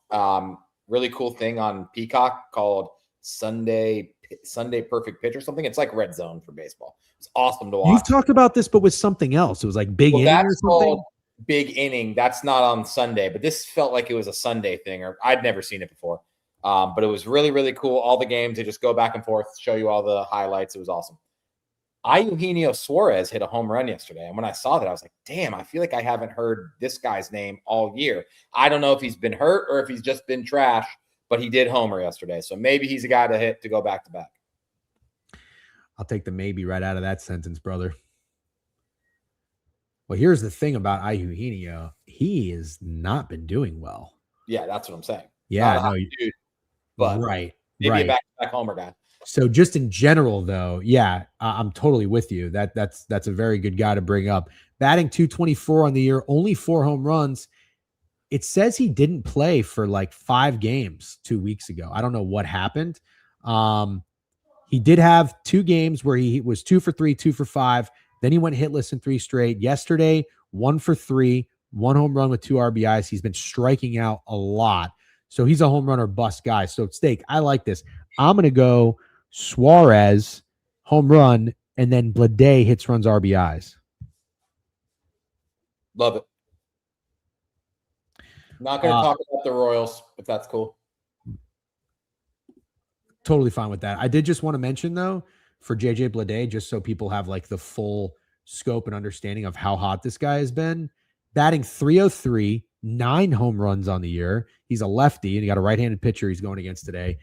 3 games in a row, 2 hits. Okay, that's worth mentioning. And yesterday, 2 doubles. The 2 games before that, home run. So he is hitting the piss out of the ball. Sebastian Telfer, sorry. Write it down. Yeah, great job. All right, good job there. Just to touch on it, they're saying Eugenio was hurt, so that's worth mentioning. Oh, okay. Got it. Thank you very much, Sage. Appreciate that. He was out for a month, came back May 23rd. Thank you, Rito and Sage. We appreciate the contributions in the chat. By the way, I didn't really properly say good morning to YouTube gang, but it's good to see you guys over there. All right, Twins. No, speaking about what I was just saying. Dude, he's a hot dude, Snowman. Hot pitcher. We got a bit of a problem for your White Sox, Steak. What? Joe Ryan minus 150 today. He's going against an opener. Yeah, I remember last time you told me we had a problem about my White Sox. Just bet the Twins. Just bet the Twins. Lose your money. Carry on with your life. I see fucking Rab out there trying to find spots to fade the White Sox too. Not fucking into it. No, I don't want to fade the White Sox. Joe Ryan just pitched. I hate that baseball does this. They just fucking played the White Sox 2 series ago. Joe Ryan in Chicago against Burke was minus 115. So you think that this is right? Oh, Murakami's hurt. Yep, that's a big deal. 4 to 6 weeks. I just don't know what kind of respect you want the White Sox to get, but I don't think you should be betting the Twins. Cold team. Very cold team. Hold on. What kind of respect do I want the White Sox to get? They're 7-3 in their last 10. They're 32-27, and they're going against a team that's lost 5 games in a row. They're still the White Sox pitching an opener without their best player going against the team's ace on the road. Okay. Yeah, the Twins are not they're not great, but they're not terrible. So that's fair. They're 15-14 at home. I think that's about 10, 15 cents higher than I would have made it personally. Yeah, that's fine. That's fine. Yeah. So I don't want to fade the White Sox directly. I'm just saying I wouldn't mind betting Ryan something, if anything at all. What I might do in this game is take the under. Cool. I'm fine with that. 100% Last time they played, it was 5-3. Twins won, by the way, if anybody cares. I might go back. I might say Ryan pitches well, but I think that I don't think the Twins are going to score a lot of runs. So I'm going to put first 5 under on this game for me is what I like. Why would Snowman say that? You're just trying to ruin my fucking morning, Snowman. Why would he say what? Snowman, come on, I'm Team Snowman, but what are we talking about here? Why would you say that?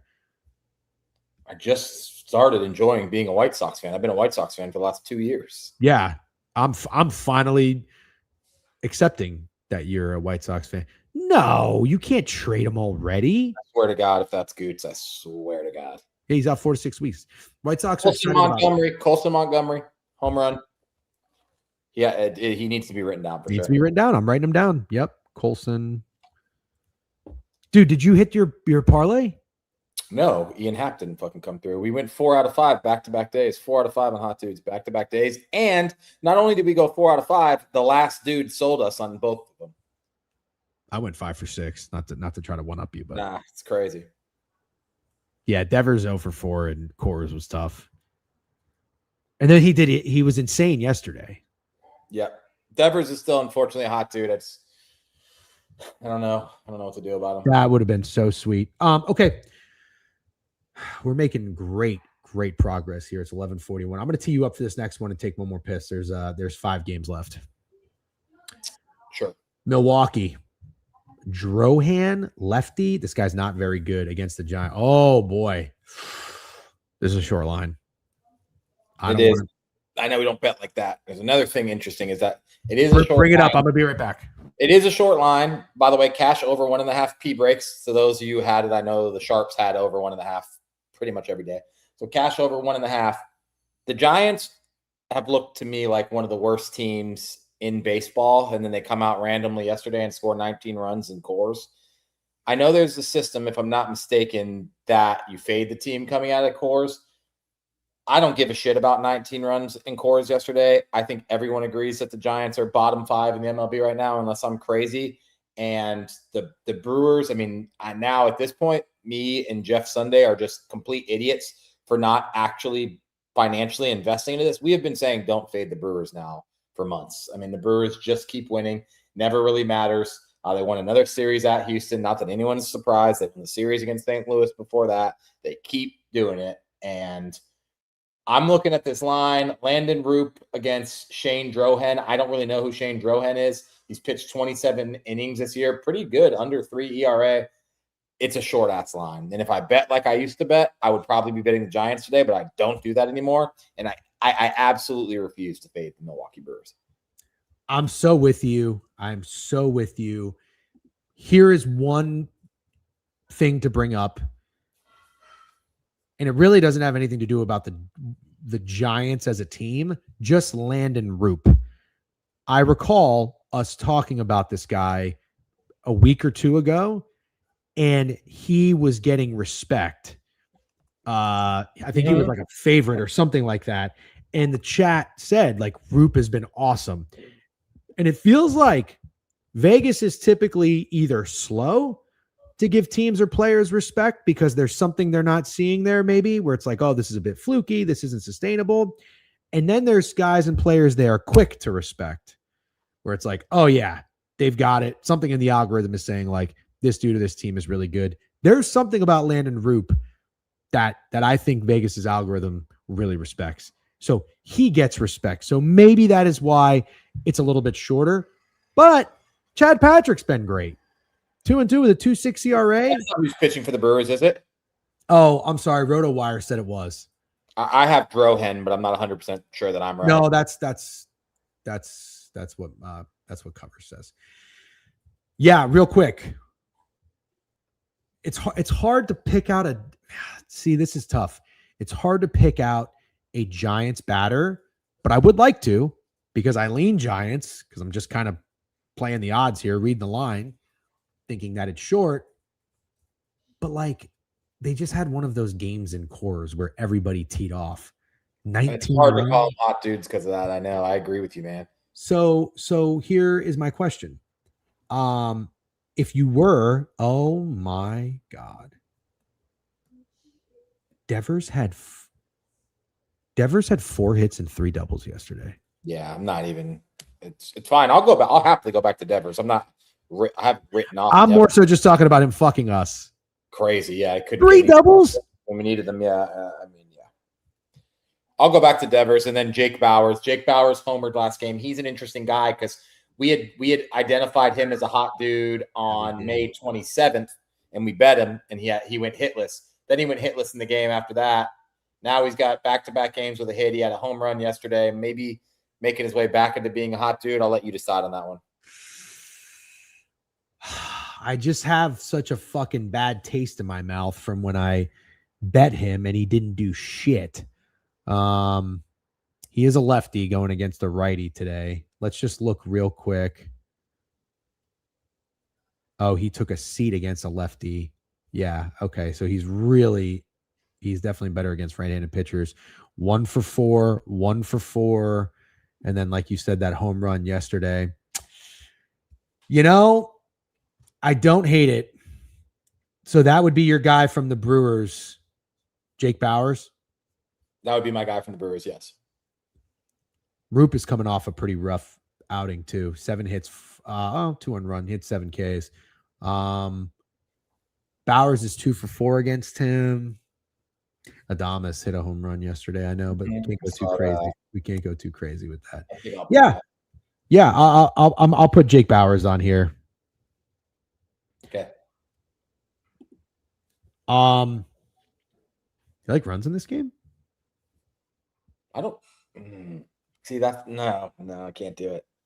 Because the system would say you fade a team coming out of course. Correct. Yeah, that's what I said when you went to go pee. I'm going to pass on the total. All right.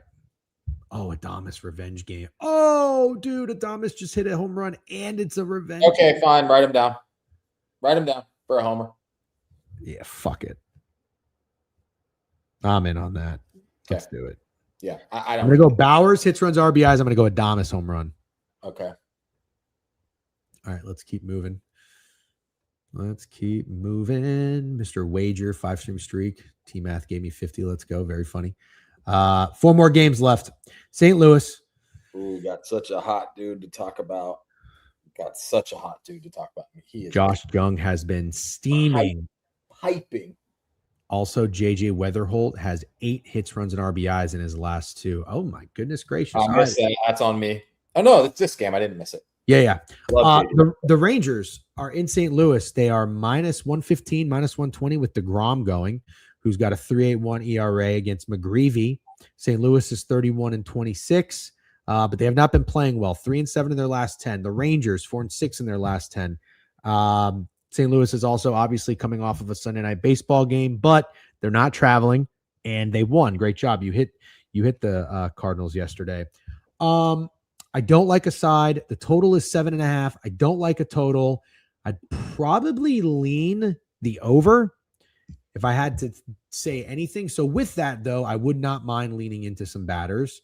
So let's go hot dude hunting here. So Weatherholt, the guy, Josh Jung. That's 15 hits in his last 10 games. Oh my God. He's a hit machine. He only has 4 RBIs and 2 home runs in his last 10, but 15 hits. He's definitely an HRR guy that we should be writing down. There's part of me that likes the Texas Rangers in this game, I'll be honest. Really? Yeah. Okay. You know what?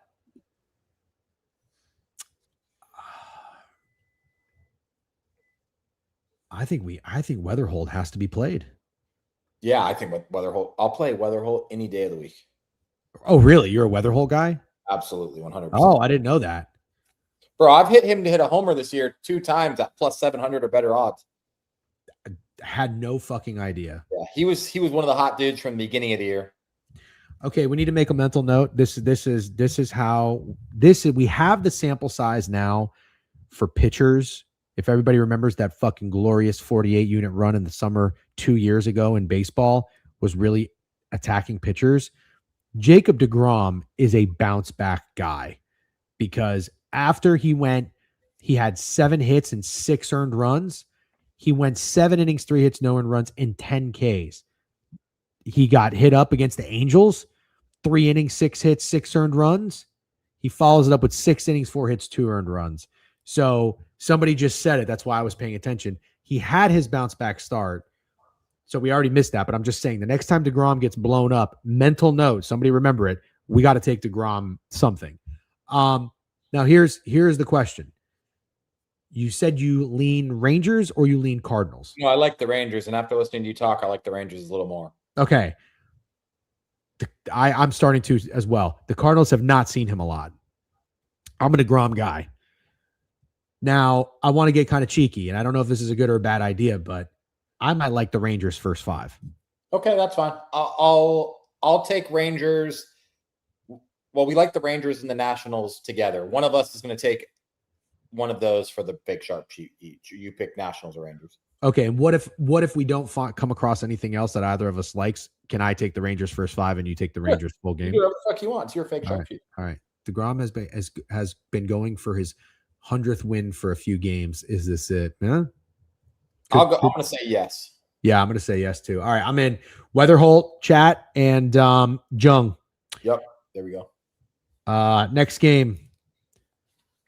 I don't know that there's a whole lot to talk about with this one, but we can try. Freeland on the bump for the Rockies in Anaheim or LA, wherever the fuck it is. I always forget. Jose Soriano, minus 195, minus 200. Big price. Nothing fishy about that. Total at 8. We got a DM from our guy, Drew Bender.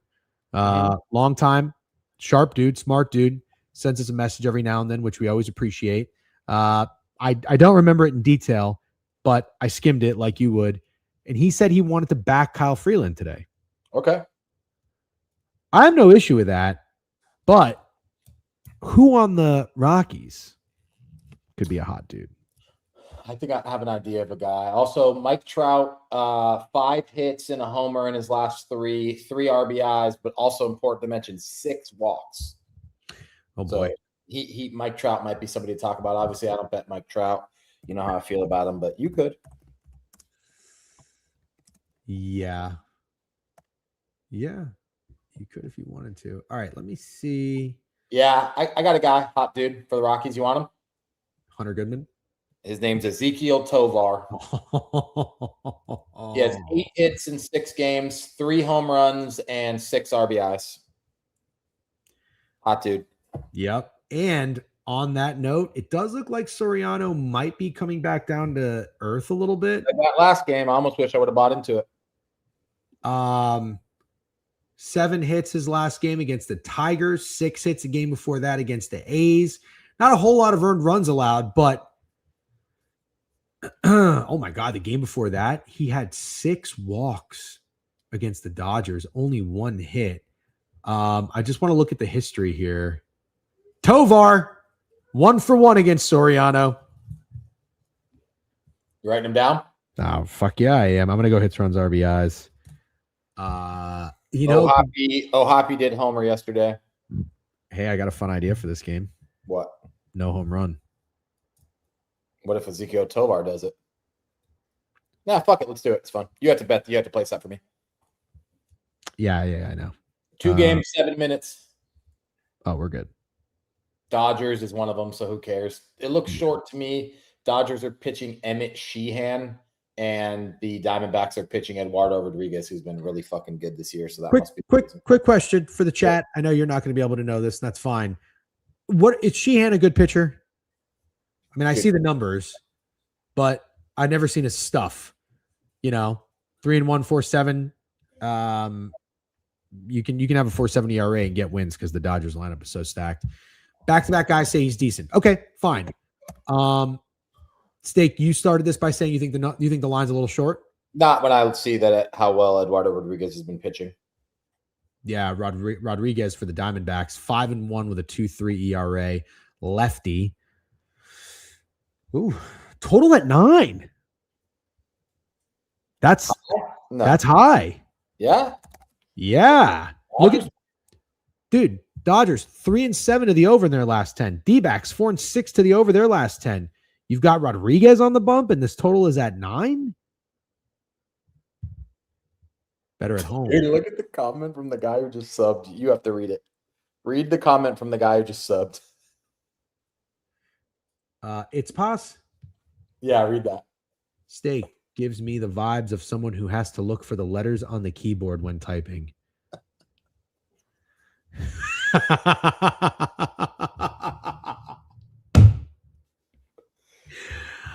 I don't know who you are. It's Pass. You're not super active in the chat, and that is always okay. But just you are now by default a Jeff Sunday foxhole guy. That's so That is so fun. See, that's what funny, I'm saying. I love clever chirps, dude. That's so good. I never even would think to insult someone like that. But it makes so much sense. You have to look. I'm sorry. That is so fucking good. All right. Anyways, let's stay dialed in here. We got 5 minutes. By the way, don't forget, going on BK's podcast tonight. I'll tweet about it. Make sure you guys tune in. Yeah, I like this over. Give me some cool hitters. It's weird to talk about anybody in the Dodgers. Oh, I forgot to take Ohtani the other day. Did he go back to back? No, he didn't.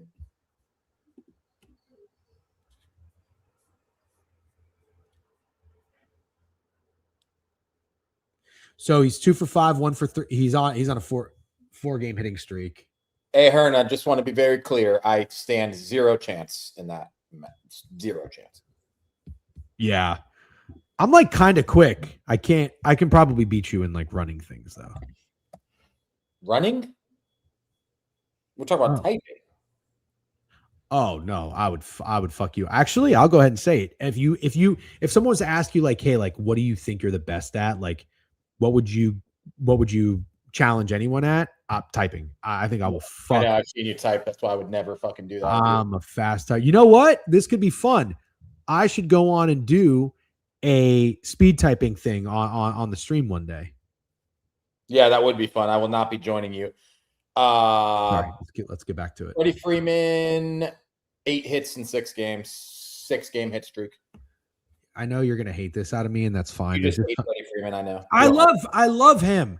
It's just not. There's like guys that are just like, he's like the Dodgers run line of props, and I'm sorry, like I can do chalky dudes, I really can, but like Freeman is just, I'm just not into it.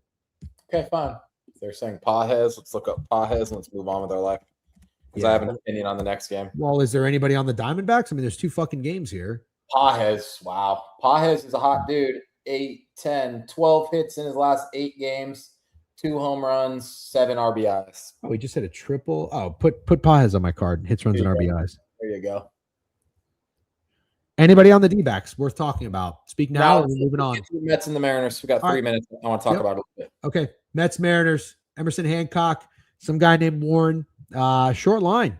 Mariners are minus 125, and they're red hot. 8-2 in their last 10. J-Rod's been up. Crawford has been up. Rayleigh's been hitting home runs. Fun stuff going out in Seattle. And you know what? I got to give our guy, God, the name is escaping me. The dude is the Blue Jays fan. I went on his TikTok live. He said buy stock in the Mariners, and great job. He nailed it. Total at 7.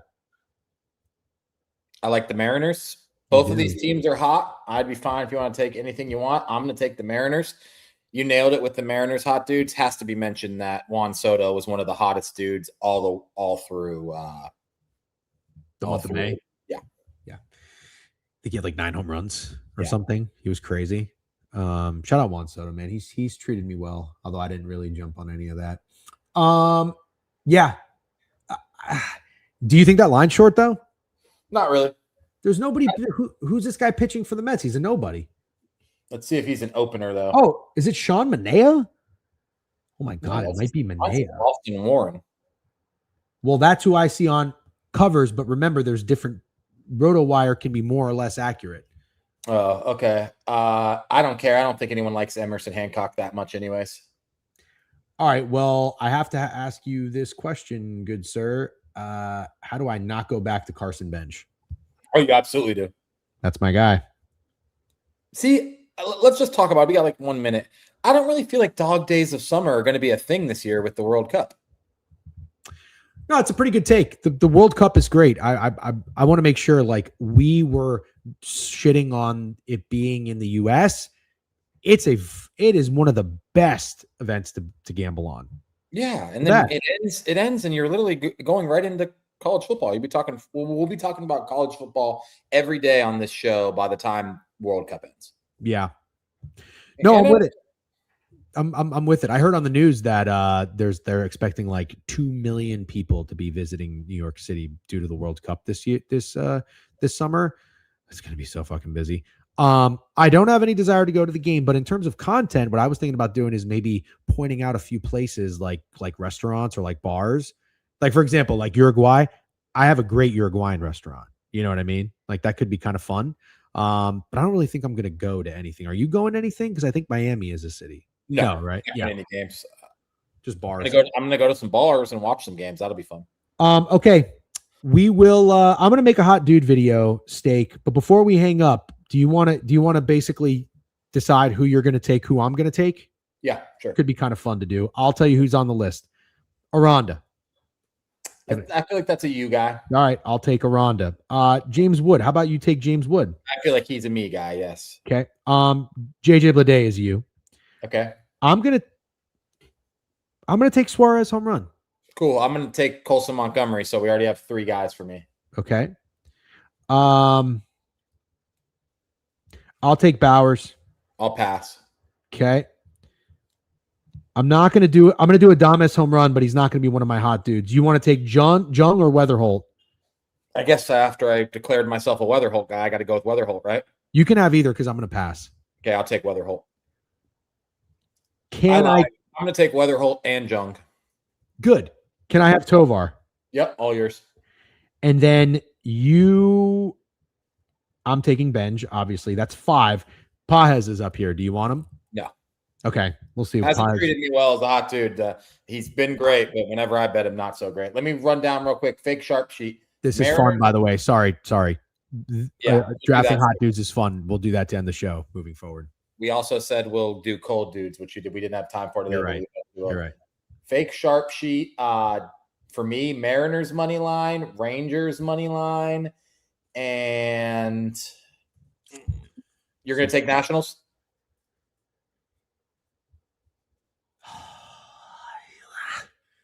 Yeah, fuck it. Okay, it's fine if you do.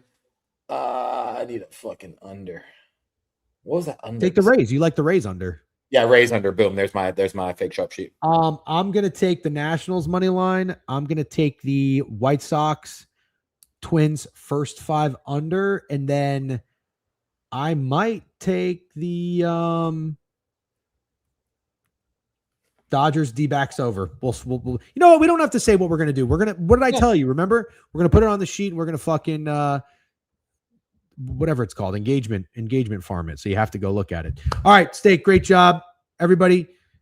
Great job. I think BTL's back today. Maybe it's 12:02. So, yeah. We started on time and we're 2 minutes over. Appreciate you guys tuning in. Love the Mondays. Love the recaps. Good luck on all your wagers. We'll check you tomorrow at 10 a.m. Bye-bye.